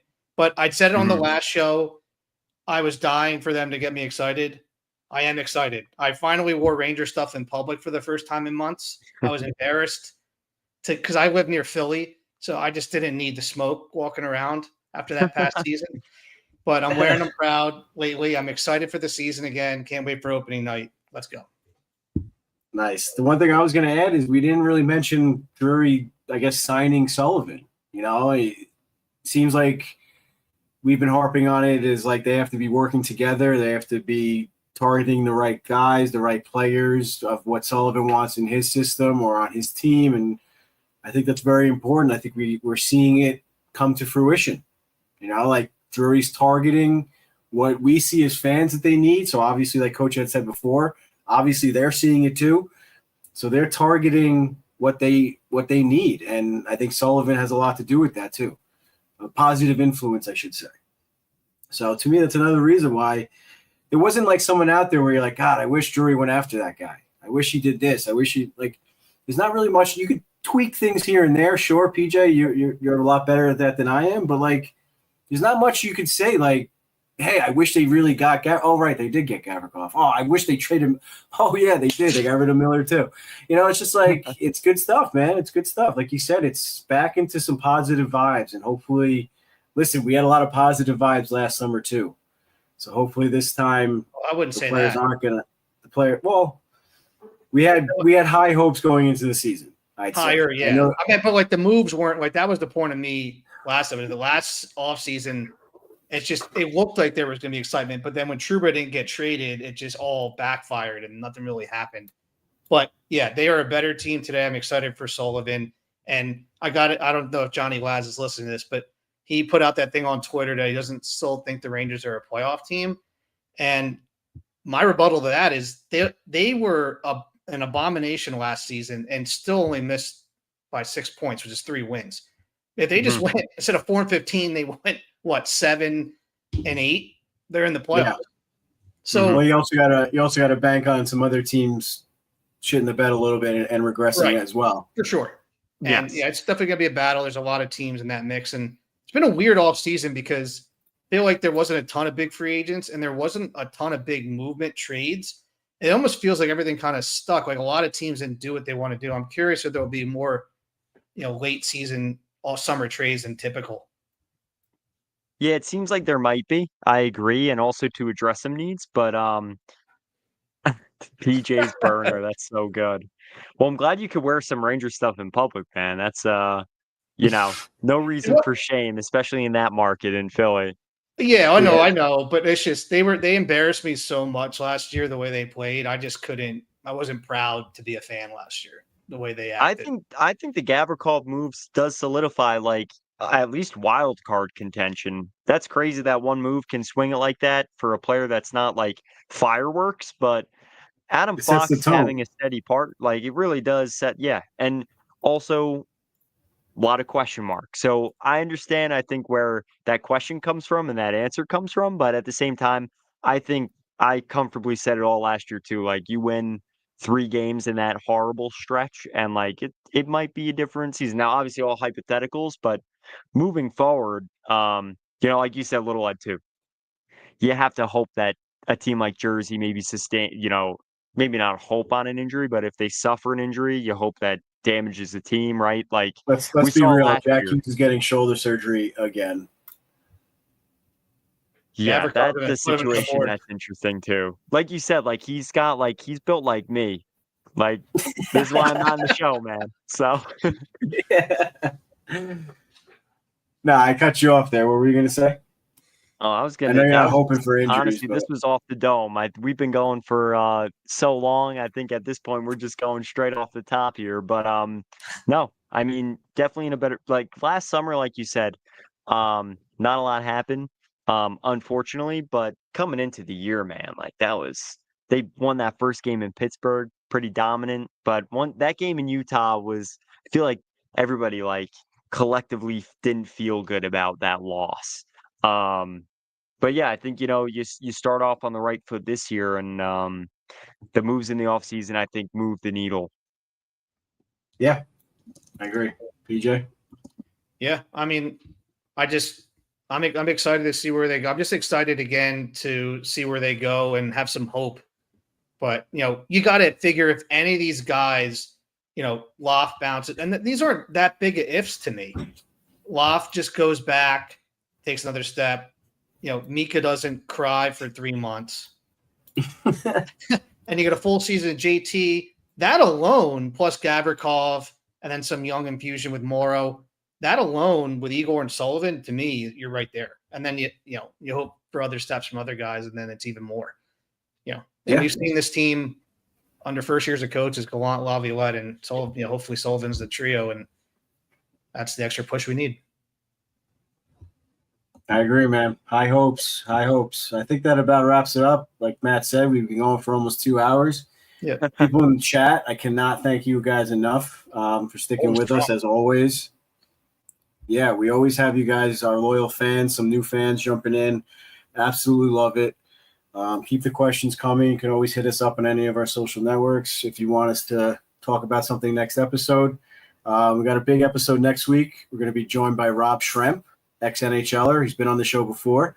So yeah, Rob's gonna catch us up on what he's been up to, and give us some thoughts on the CBA, the new CBA, and what's been going on in the NHL, and I guess what's different between now and when he was in the league. So looking forward to catching up with Rob next week.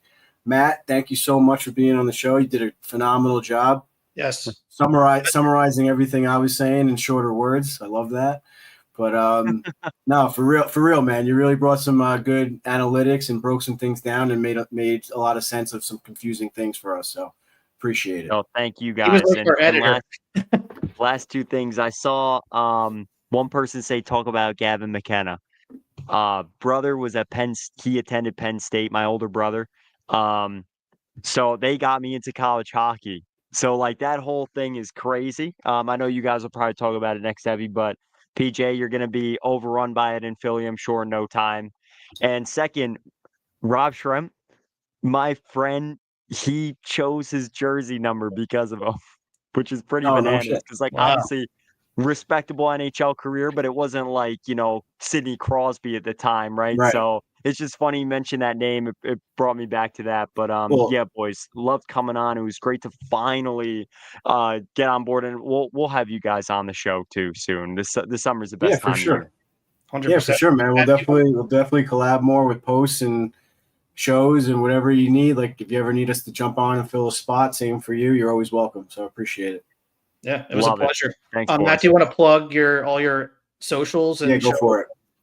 Yeah, everything's Puck Talk CS, man. I know it's like the most bizarre name for a Ranger podcast, but yeah, we made the switch over a few years ago. We were talking all NHL, but Puck Talk CS _ podcast.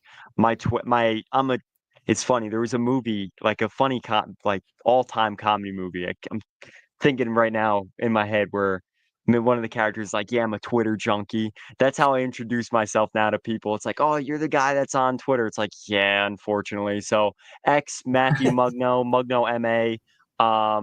Yeah, those are really my channels. I stick to the simple guns. So Puck Talk CS, Mugno MA. Man, it's been a fun journey meeting everyone in the Ranger community too these last few years. So let's keep it rolling. Well Love said. that. Yeah, guys. Hirsch said it in the comments. Definitely comment on the video. I hate to be this guy, but like it, subscribe to the channel, comment. We need it. Love you guys. Great show. That's about it, baby. Let's go Rangers. Yep. Let's go. Peace.